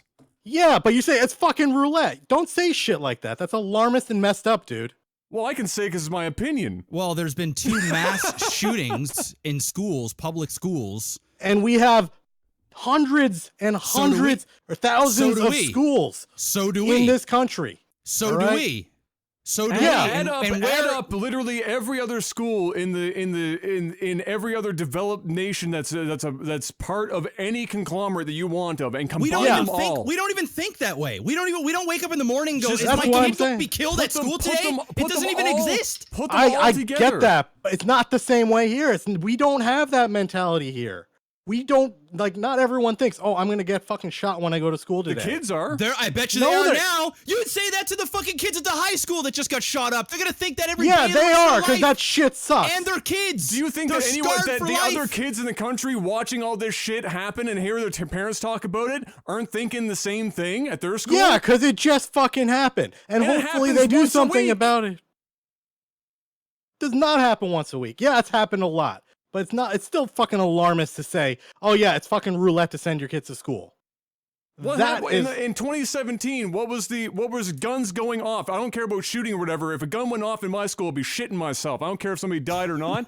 What is the See a statistic knife, for that in I'd shit myself. 2017? Yeah, just because someone in chat just said, just because you're fucking afraid of something doesn't mean you have to be alarmed about it. Like, In fact, that is exactly what humans do because it keeps you the fuck alive. I don't know what the hell the kind of a line of logic that is. But if you're up against a bear, I'm scared of it, but I shouldn't be alarmed that it's coming fucking running at me. The fuck kind of logic is that shit? What the fuck is that? That's exactly the entire purpose of being alarmed. Like, I'm out in the woods, I put my food in a fucking bag and I haul it up a tree because I know it might not happen, but if there's food there, a bear might come along, and if the food's there, then he's gonna probably fucking come after me. Like, what the fuck kind of logic is that? Yeah, I'll be alarmed. Yeah. Yeah, so yeah, a school shooting happened. Now you're saying, oh, I'm going to pull my kid out of school. That's exactly what you said a couple minutes ago. If I lived in the that's United not- States, actually, Yeah. actually, I'm that's gonna not, go that- that's not I'm actually actually all gonna what go I that said. far. I'm gonna go that far. If I had a kid in public school and I had the means to put my child at a public school and put it into a private school or homeschool my child, I would be very, very. I'd be considering that option until something changed in my country. I know that's the way I'd be thinking, but that's me. I can't say that amongst everybody else. I know I'd feel that way. That isn't. I wouldn't feel safe. Don't put words in my mouth. That's twice you now literally, you put words in my mouth. You literally said. Don't say 2 literally. minutes ago. If I You- didn't 2 minutes literally ago, say it because it's you on said film, it's sending, on. yeah, we can on go back. audio. We'll go back and pull the friggin' We need the fucking golf go back instant replay right now. I'd be worried about sending need my to get kids to our- school because friggin' playing roulette. Yes, That's that's the not the gist of what you same said. as saying that other people shouldn't be doing it. That's Which yeah, is but what the you way just you say said. is You freaking just alarmist. said that people should not be sending their kids to school because That's what a you- shooting happened. That's not the same thing as me saying I wouldn't send my kids to school in because that it's environment. playing fucking roulette. Yes, but It you're is saying. playing roulette. But that's my opinion. But then you said two different All right, things. Let's move on because otherwise I'm gonna get pissed off. Let's talk about something else. Move it on. What do you? No, you don't get to fucking brush it now that you're a little upset about it. Jesus. No, Christ. I don't want to talk about it. Let's move on. Jesus. My opinion is that even if it was here in Canada, I don't care where the fuck it is. If here it was happening that frequently, I might be awfully concerned about sending my kids to school. The moment that my kids have to start learning about shooting, like doing shooter drills, where we have to decide which kids are going to be fucking holding the door or closing the door, who's going to be closest to the shooter when the time comes, which kids are strong enough to move the desk with the teacher to get it in front of the fucking doorway before you join the rest of your classmates to line up against the wall. The moment that becomes a thing, yes, I as a parent am going to be a little concerned for a couple of reasons. One, how the hell has the country I'm living in gotten to that fucking point? We need to do something about that. And two, do I want to, I'm smart enough, I'll fucking homeschool my kids. I'll send them out and play with their friends and shit afterwards. But yeah, does that make me alarmist? I don't think that makes me alarmist. I think that just makes me A good parent? a parent that's concerned for their kids.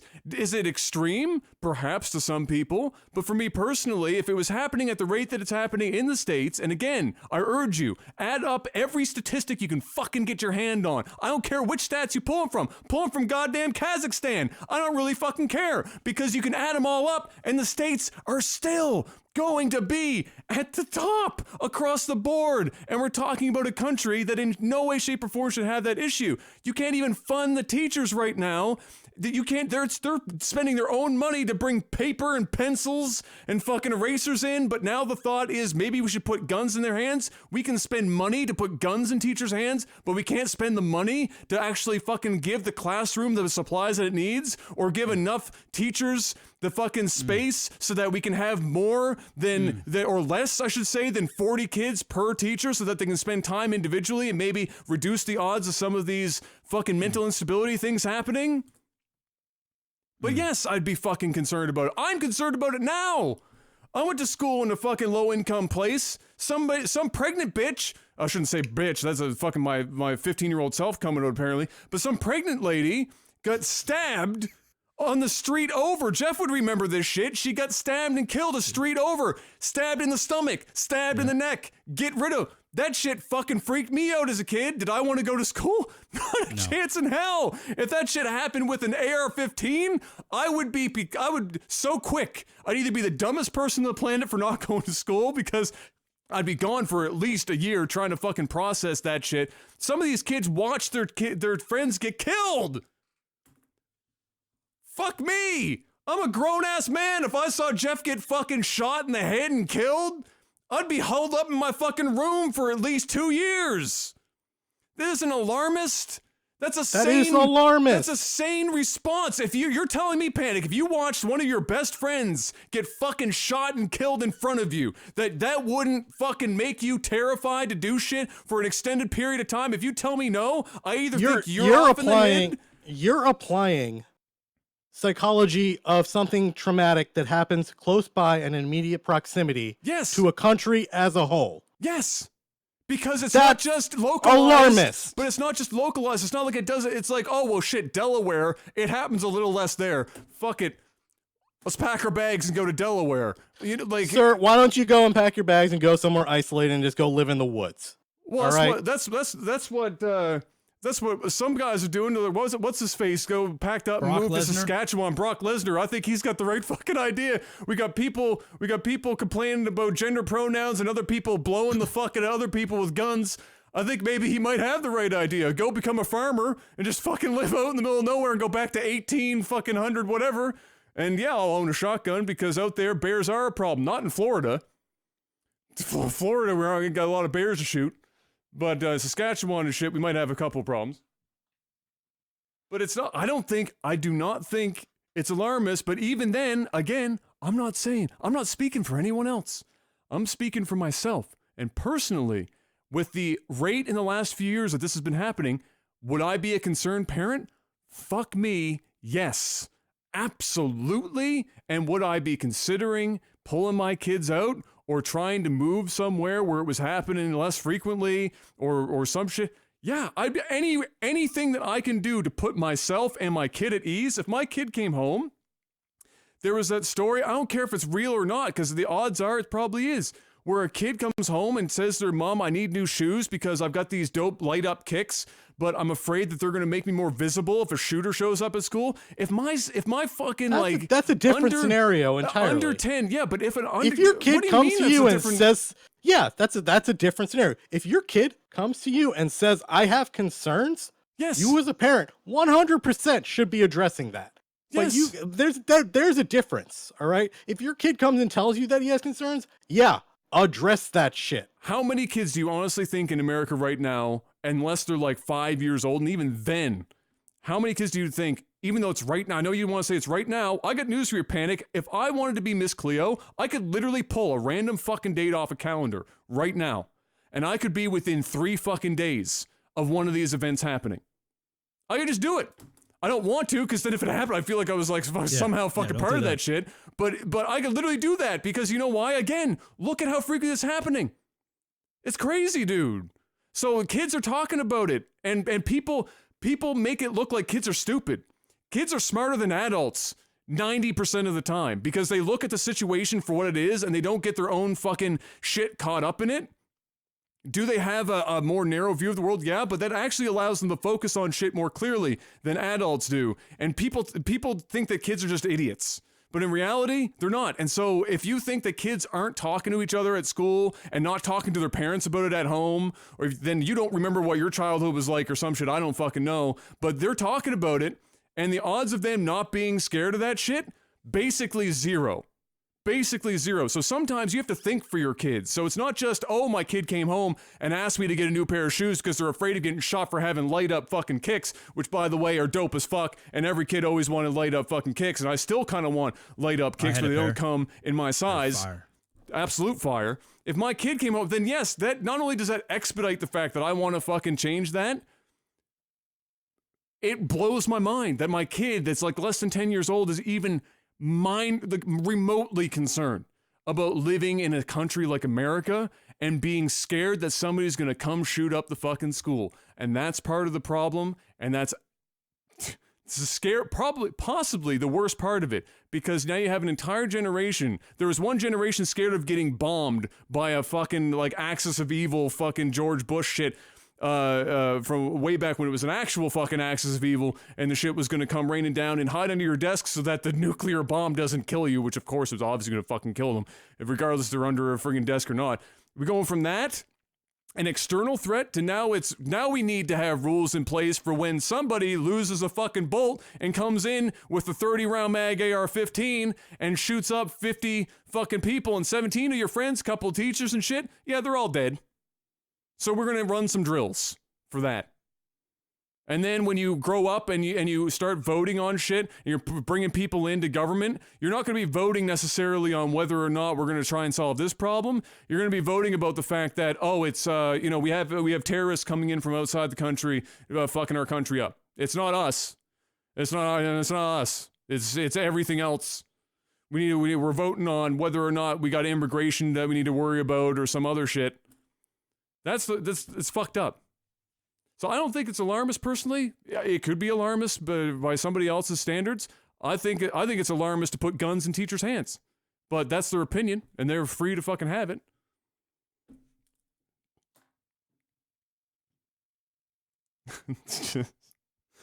It's just the way it is. It's just the way it is. Hey guys, you know what else was really shit this week? Reboot's reboot is even worse than everybody ever thought possible. Did you see the trailer for it, Jeb? I did. Did you immediately hate yourself? It was bad. It was really bad. The thing is, though, it's not for me. The show isn't made for me, right? I don't think they're going for any nostalgia play at all. It's not like a bunch of, mid-20s, early 30-year-olds are going to be watching Reboot. A few people might watch an episode or two just to see. But I would. I think I low key wanted it to be good because I wanted an excuse to watch more Reboot. Well, I'm gonna watch. I'll watch an episode just to see what it's like. But I think it looks cool for kids. Like it looks like a shittier version of the old Reboot that we had. But I think even a shitty version of the old Reboot will be good for kids that are into that sort of stuff. But it looks bad. I mean, maybe. I mean, I know kids watch a lot of really questionably, I say questionably and put quotations around it just for extra emphasis, good television and shows these days.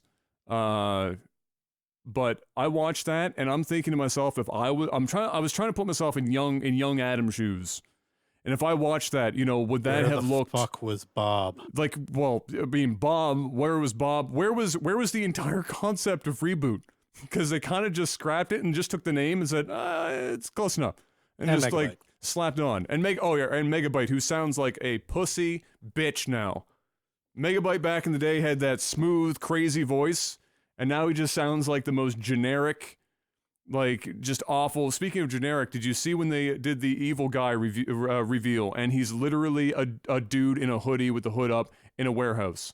Mm-hmm. Could you possibly get any? The Power Rangers it up way too much. It's too bad. I looked at this, I'm like, this fucking sucks. It looks bad. Literally a dude in a hoodie. Like he was straight up just in this dark room with his keyboard just, I'm coming for you. And that dude was apparently like hacking the world. I think at one point somebody was actually saying before he starts World War III or something. So, it's real serious. These kids are taking on the real issues. But yeah, no reference to anything from the original show, really, except for Megabyte. I don't know how deep they're going to take the references, but the writing looked terrible, the acting looked terrible. It's not really the same concept of the show. Look terrible. Yeah, the sets look terrible. Somebody had a comment where they were saying, you know, trying to envision what the boardroom meeting for that pitch, you know, looked like. And one of the questions was, you know, what happened to this being about, you know, the user being like an unknown entity, but it was just assumed that it was a regular person. But to the people, you know, but to Bob and everyone else, it was like some like sort of a super powerful evil Universal thing. epic. Yeah, that would come down and like do terrible damage. But you know, as a viewer, that it's just some random person playing a game. But to everyone inside the computer, it's like, oh my god, we can't let the user win. You know, what about the depth and everything that exists there? Like, toss all that shit out. Get some kids, get them some suits, and have them go fight a hooded dude in a warehouse. And that was like, yeah, reboot. The reboot. Terrible. Absolutely fucking awful. I might watch the first episode.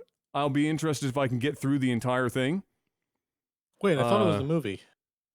No, isn't it an actual series? Yeah, I think so. I'm pretty sure it's a series. It's If a TV it's show. series, that's even worse. Yeah, it's a Yeah. series. Oh god. Yeah. No. Also, shout outs to whoever did the CGI for making it look worse than the CGI from the 90s. I wouldn't say that. I wouldn't say that.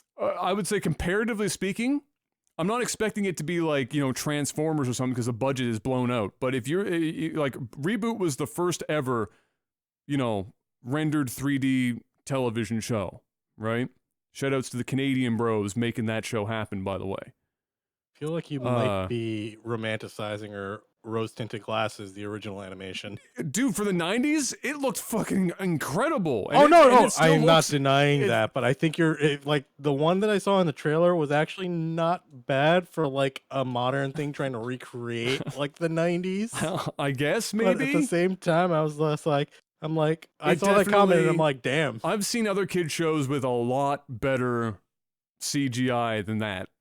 Is I guess Yeah. what I'm getting at. I mean, Reboot was known for being way ahead of its time, and now it's like it feels like it's just like a doorstop to some other greater purpose. But yeah, we'll see.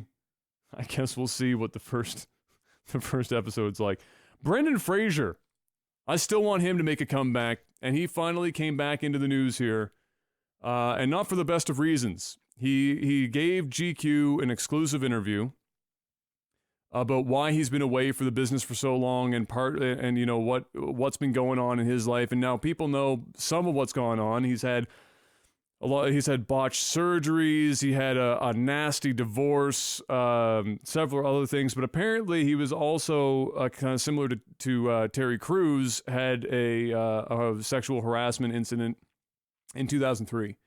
That left him kind of shaken up, and then he wasn't sure how to deal with the people that he had then worked with up to that point. And they stopped inviting him to red carpet shows and stuff and whatnot, when he was, you know, showing a little bit of, why did you have to give me a reach around, bro? I didn't ask for that.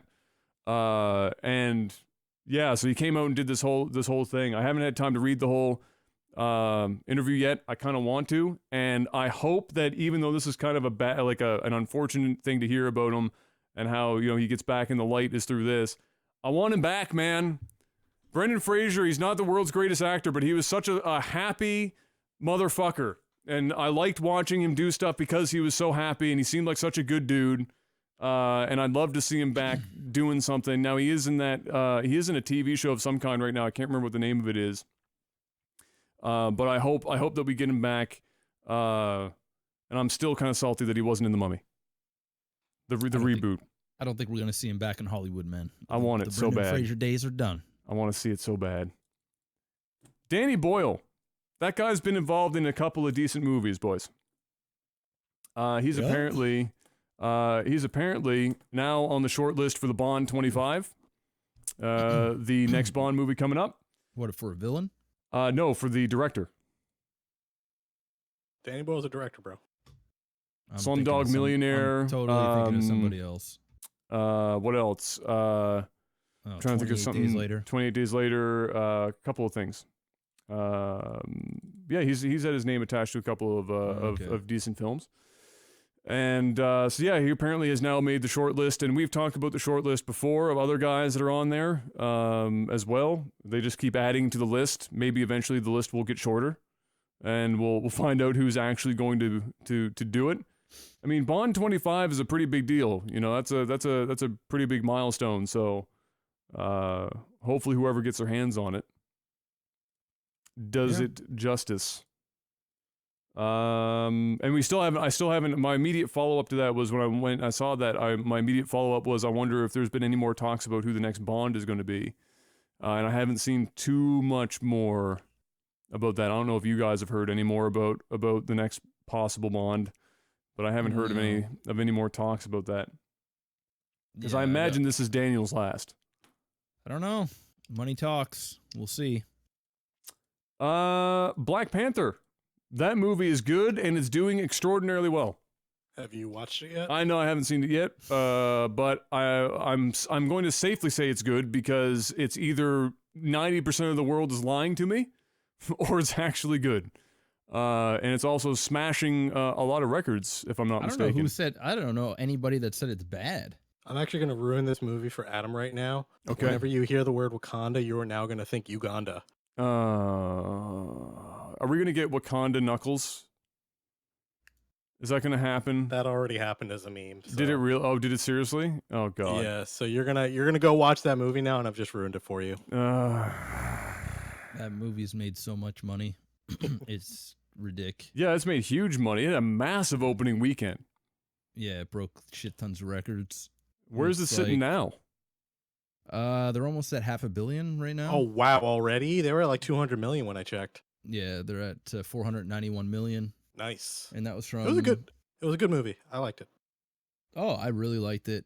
I think Adam, the thing you'll enjoy about this is that, even with all the other Marvel movies and everything around, you can actually go and watch Black Panther without having any of the other Marvel Universe stuff in your head, Which is nice. And it's a fully enjoyable movie on its own.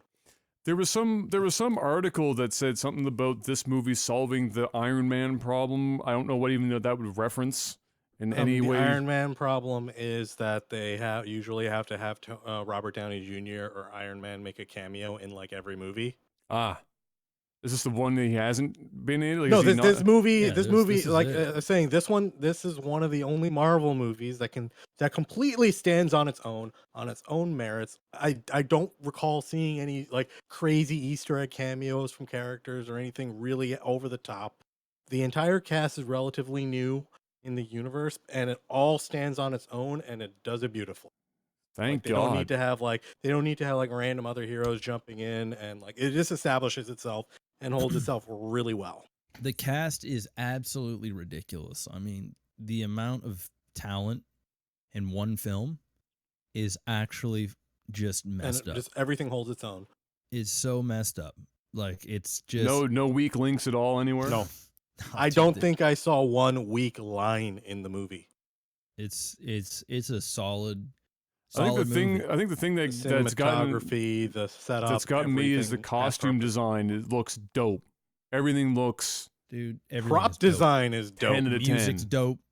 The CGI was dope. Like Wakanda looked amazing. Dope. Everything's dope. It's dope. That's it. It's just that's the show. Dope Panther. Is that the sequel? They didn't waste space in the movie.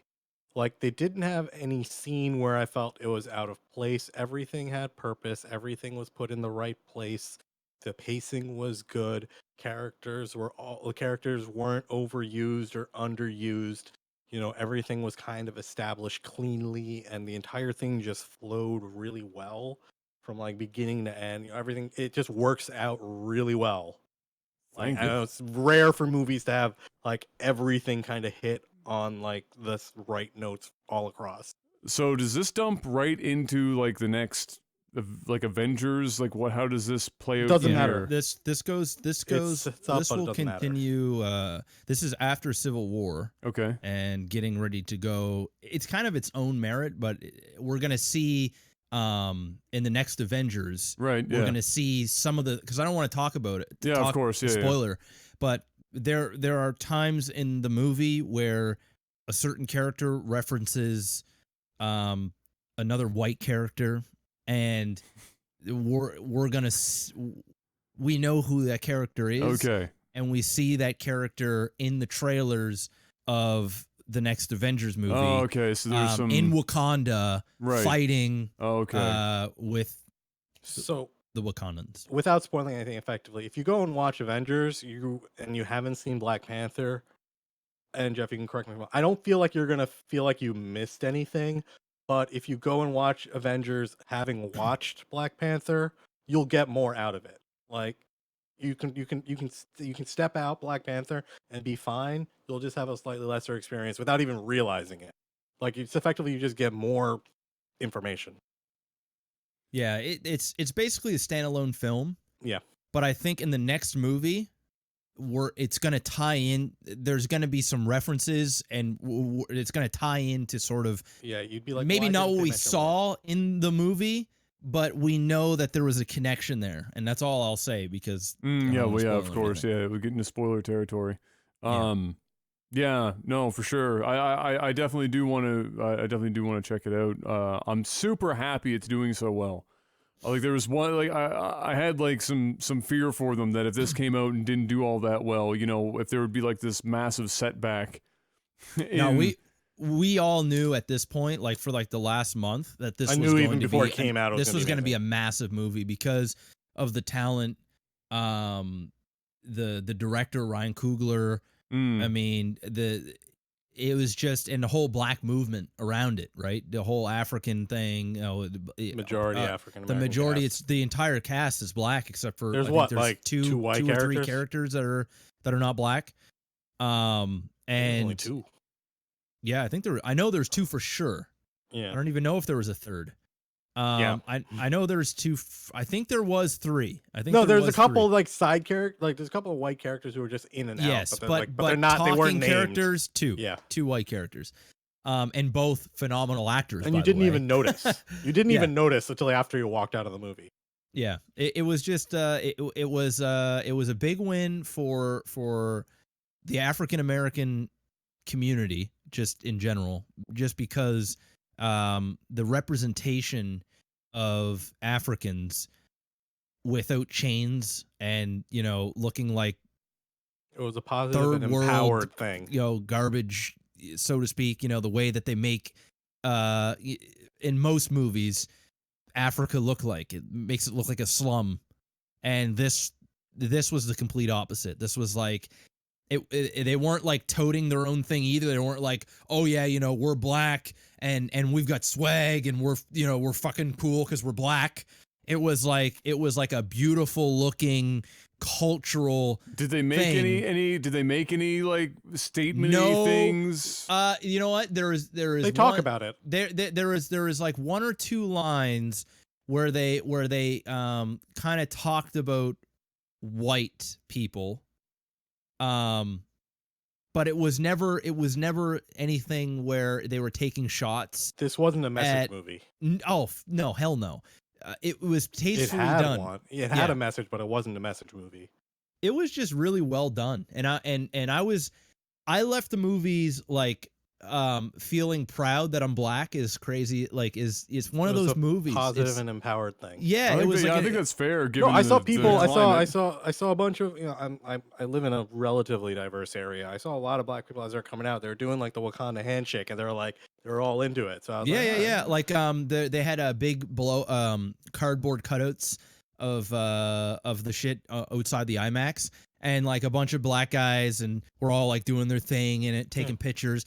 The row in front of us, models. there was like a group of 10 people that were just straight up in like African culture, like attire, like from head to toe. You could tell that there was this sense of it's kind of like when Obama was running, when Obama became president. Yeah. It was elected. I hate to bring it back to politics, but It was a cultural pride moment. It was a cultural pride thing. That's what it felt like to me. It felt like I was witnessing something historic, and I felt like I was part of it, even though I kind of was, because I gave my money and I enjoyed the movie, and it was like it's one of those things where I left it and I didn't have to pretend that it was good. I didn't have to be like, also- oh yeah, guys, this movie was awesome. I felt it was empowering to science too, like the way Yeah. they portrayed everything. Yep. Like, It was it's just- like, yeah. It was really, really well done. The more I think about it, the more I want to go. The action was great. Best a villain in Marvel history that I've seen in a film yet. Better than Loki? But he's an anti-hero. I don't really consider him a villain. But no, if I had to compare the two, I prefer Loki, but I don't consider him a villain. But better than Ultron, better than, I can't really think. Everybody in a Marvel movie has been pretty cookie cutter. The final fights have been one big thing. This villain, it had layers. There was a reason for his motives. You could relate to what. The only issue I had with the villain was, and the movie was long to begin with, I feel like I wish they had given us more in the beginning on him. Overall, I do agree that he's one of the better Marvel villains. I just felt like the way they escalated him, he didn't get enough screen time early on. But other than that, like nothing wrong with his portrayal of the character, the way he did everything. I just feel like he needed maybe another 5 minutes, 10 minutes early on. But I can get it was a long movie to begin with.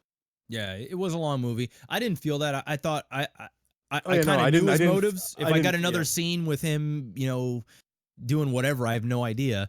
But I liked, because the beginning of the movie we did get that, Oh, we got a bit, yeah. we got a little bit. And it was clear his motives, and I just liked the fact that I almost felt bad for him, and I was Oh, I definitely. I felt was bad for him.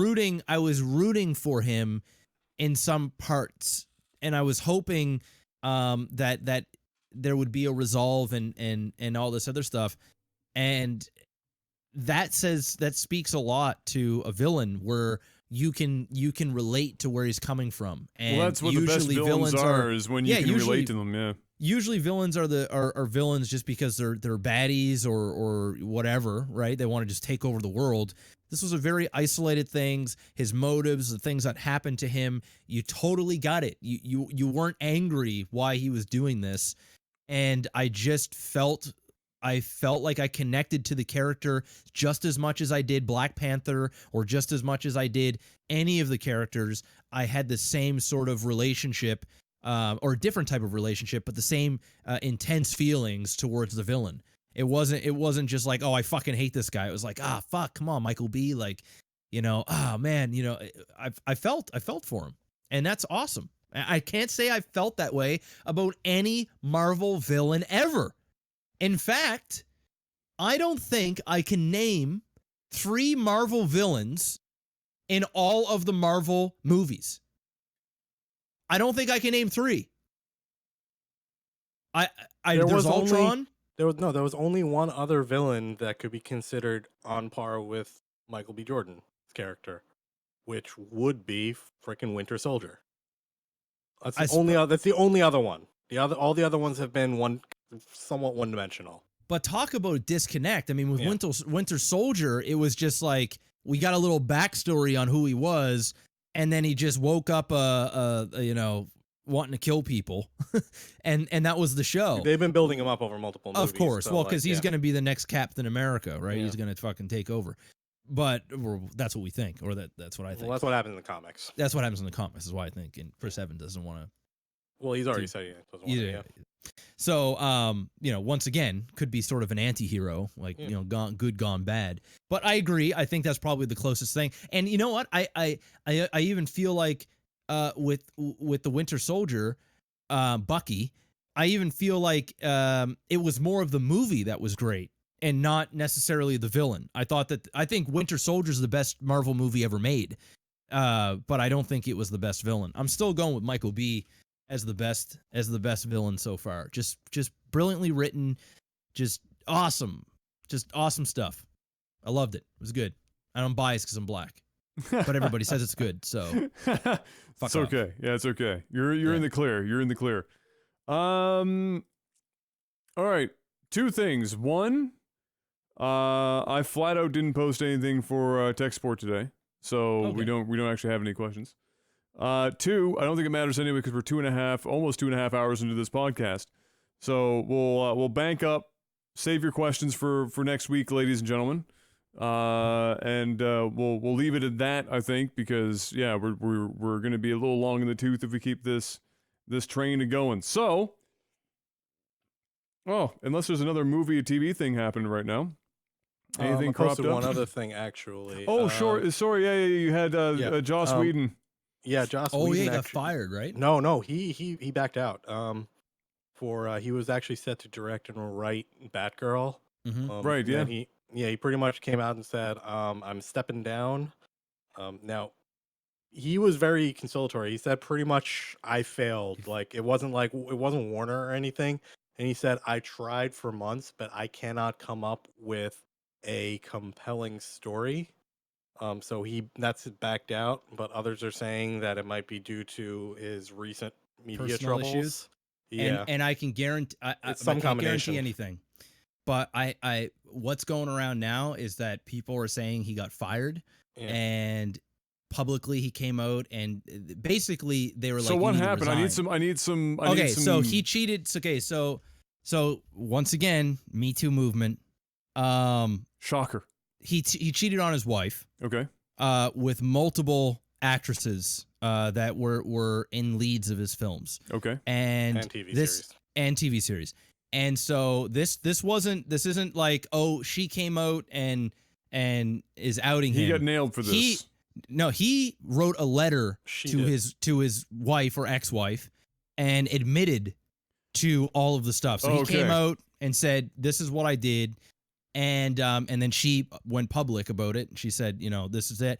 So what we're thinking, or what I'm thinking, and a lot of people are thinking, is when DC got hold of this, because of the shitstorm that is Can't have anything that to do with women attached right now. to the movie. There was some additional stuff though too. In 2005, he was actually tapped to possibly do Wonder Woman, and the script he wrote for that kind of leaked, or parts of it got leaked. It ended up being deemed by most people who read it to be pretty sexist. Yeah. There was a couple of scenes that were like really, and even Justice League, with the Flash kind of falling into Wonder Woman's breasts, and Black Widows, Avengers. Yeah. So there, people are we're kind of putting. I know they're stretching now, but They're stretching. it's one of those things where I think DC was like, we're gonna nip this in the butt now, Especially for Batgirl. And then also Justice League didn't do it did well in the box office because it was Justice League, but it didn't do well with critics and with fans. Some people enjoyed it, some people didn't, but it wasn't a well received film on top of that. So a lot of people are thinking he got fired. I'm sure more news is going to come out as time goes on what really happened. He made a statement and he basically said that he couldn't write a script. He's been working on Batgirl for months, and we're talking about a guy that wrote Cabin in the Woods over a weekend, and he has written some of the best film that we have seen in recent years. And for a guy of this level to say that he couldn't come up and write a Hollywood script, that's a bit much for Batwoman in months, and come out and say that he's failed. There's something going on in the back, and I want to say, and damage control. That's what I think it is. I think he's coming out and he's saying it's my fault why I'm leaving. I failed. It's not DC's fault. It's not this women fault. thing. It's not any of this stuff. It's I failed as a writer, and I feel like somebody else can helm this. That's what I think. It's a deflection personally. Well, it's Joss Whedon. I can't. Yeah, like when you said Batwoman. Yeah, when you said what the reasoning was, my first thought was, "Excuse me."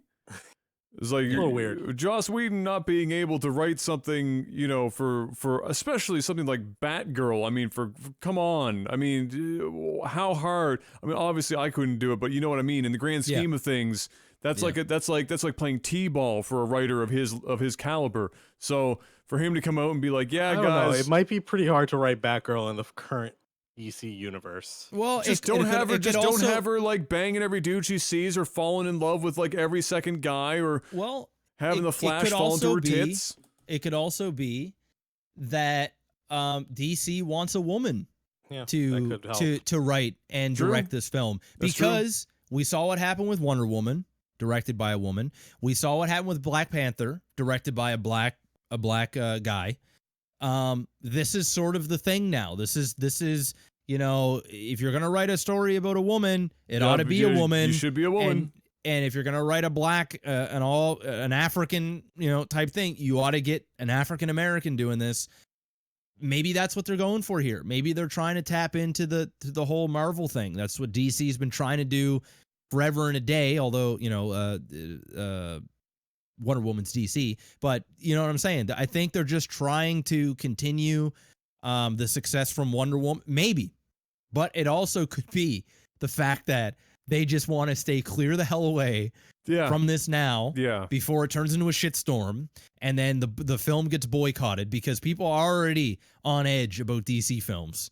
And if you just give them something else to throw out there, it could be a shitstorm that they don't want. I think that's it could be a combination of both. It could be a combo of both. It could be an out for DC to get rid of Joss Whedon. Could have been like, listen, we don't want to deal with this.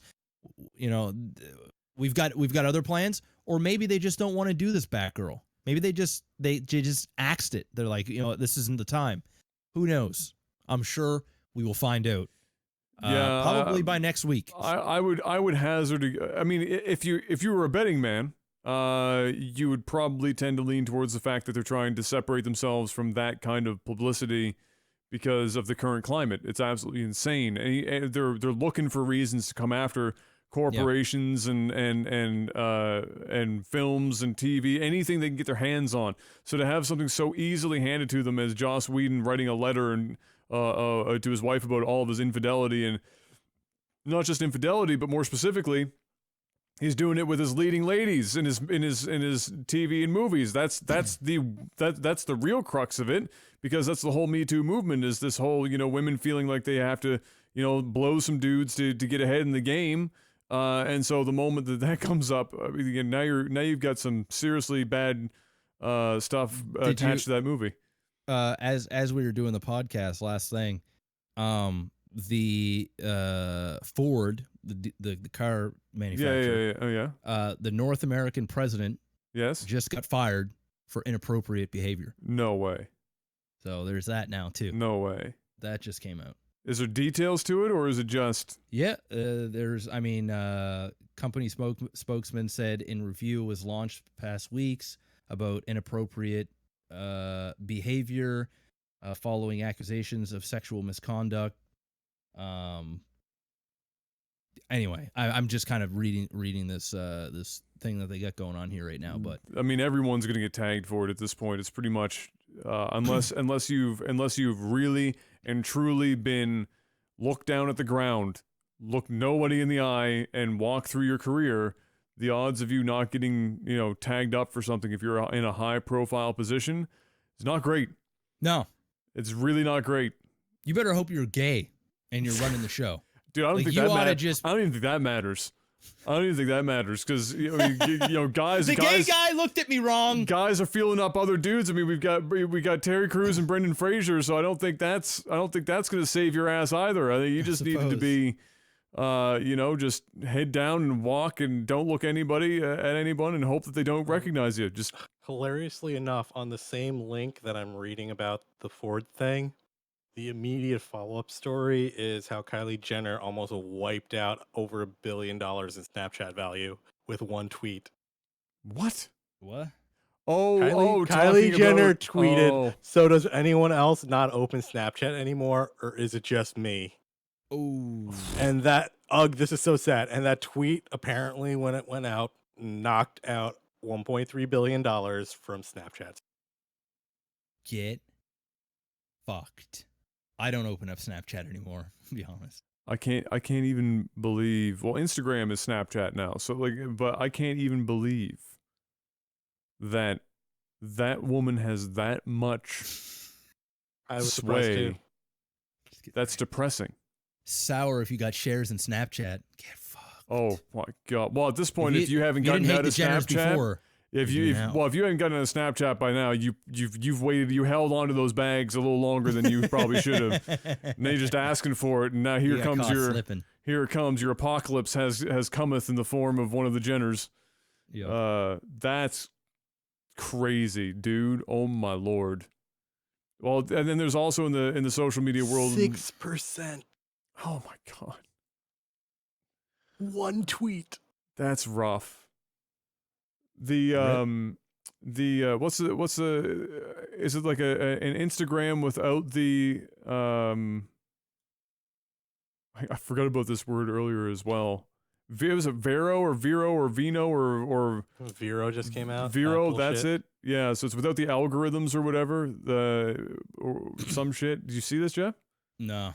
So it's a social media platform that's essentially Instagram, but without all of the shit algorithms that are kind of wrecking Instagram currently in terms of getting content pushed to the top that shouldn't be there, or like messing with people's timelines, and so they're stripping all of that. The downside to it is that the user agreement is hairily written. Just there is some shit going on in there. That wording, I mean, it's semantics in contracts are scary. If you put like I don't know, probably Facebook and Vero or whatever the hell it's called together, and you look at them, they're changing like a word, but that one word wildly changes. Oh yeah, you also can't turn off. everything. You can't turn off location. Yeah. And I won't be downloading that. Oh yeah. Also, even better. They literally say in the terms, we don't have the technology to abide by the do not track signal from browsers, so we ignore it. Yeah. And Which is effectively instead saying of- we're going to sell your shit. Yeah, and instead of we may use your pictures and stuff, or we might decide to We have might rights decide to use them. it. We have rights to use them. These guys are coming out and saying we just own everything you put on the site. We can edit, do whatever we want with, sell, sub-license, do whatever the fuck we want with it. Yep. Nope, not with my stuff. So in case you were thinking, I'm already seeing like some streamers and stuff hopping on this, and I'm like, yeah, I see it all over. I'm like, you didn't read the terms. you probably should have waited maybe a Just a little tiny bit. bit. See how it plays out. You know, new social media stuff. Everyone's pops jumping up all on the it now time. because they're saying first million people get it for free. After that, we're going to be charging like a small yearly fee. And I'm like, oh yeah, that's not. Yeah, well, all they're doing is banking up all the information Yeah. of the first million people and getting back for it. Yep. People are buying into it already. And Oh, people yeah. are like, you want to know? You want to know what this reminds me of? What? Cool. That Google search engine CUIL from forever ago that everyone went nuts over Oh my for like lord! 3 days. And then it died. And then it died immediately. Yeah. Holy crap! But can you imagine how much money they're gonna make? Just say, how shady is that? First million people get in free, because the information of a million people, by the time those guys get in and girls and they post all their shit and they have all this stuff, that It is might be worth 2 million free now because they're having tech problems. that is worth so much money that it's fucked up. Like just the amount of money. So even if it caved, it doesn't matter. They've already made just they've got the boatloads info. of money. Got him. Bye bye. People don't Do it on realize social how media much. platforms. Yeah, people don't realize how much money. Even what you think is completely inconsequential, useless information. Like Oh, you wanna know don't the worst realize thing about how this whole thing? expensive that is. You have to key in your relationships with people to give context for how you want to share things. Oh, they love that data. Oh, of course. How do you know this fucking person? How do you know this fucking person? What do you like? All of that like network information. Oh, it's that's huge. really fucking useful. Oh, it's huge. So yeah, maybe stay away from that one. Yep. Public service announcement. Stay far away, and maybe tell some other people you know to stay far away. Probably not a bad idea. You know what you shouldn't stay far away from? Our Patreon page. Patreon.com/technicalalpha. Hit it up, give it a look. Maybe you like what you see. Maybe you want to join the community there and help support the podcast financially. Also, you can hit up technicalalpha.audio to listen to all the podcast stuff if you're not an RSS feed person or on iTunes or something else. You can, of course, check it out there. You can download the episodes directly. You can listen to them at like half speed, 1.2, 1.5, whatever. You can speed it up, slow it down, do whatever you want to it there. And the entire catalog is available for you for download, etc. from the website, and any other information, as well as the Patreon wall, which I'm going to use here momentarily to hopefully get the updated list of our Patreon producers who are... Oh, I think only one person is getting off the hook right now on the screen. Jetrix still hanging out. $500. Postal Panda and Chico, $250 a pop, and at the $100 we got Derek P, Naily, Adam B, Jamaican J, Jorbach, Toad Steel, Matthew M, gods amongst mere mortals. But you know what? I see you, Dollar Club. You're a god too. You're all gods too. Don't worry. You're all gods. Just these guys got posters. That's the only difference. Ladies and gentlemen, that's going to be it for this episode of Technical Alpha. We will have more for you next week, same time as always. If you're here for the live show, twitch.tv/Technical Alpha. And we'd love to have you if you have the time to stop by. If not, thanks for listening as always, wherever you do catch us. And until we see you next time, peace. Bye.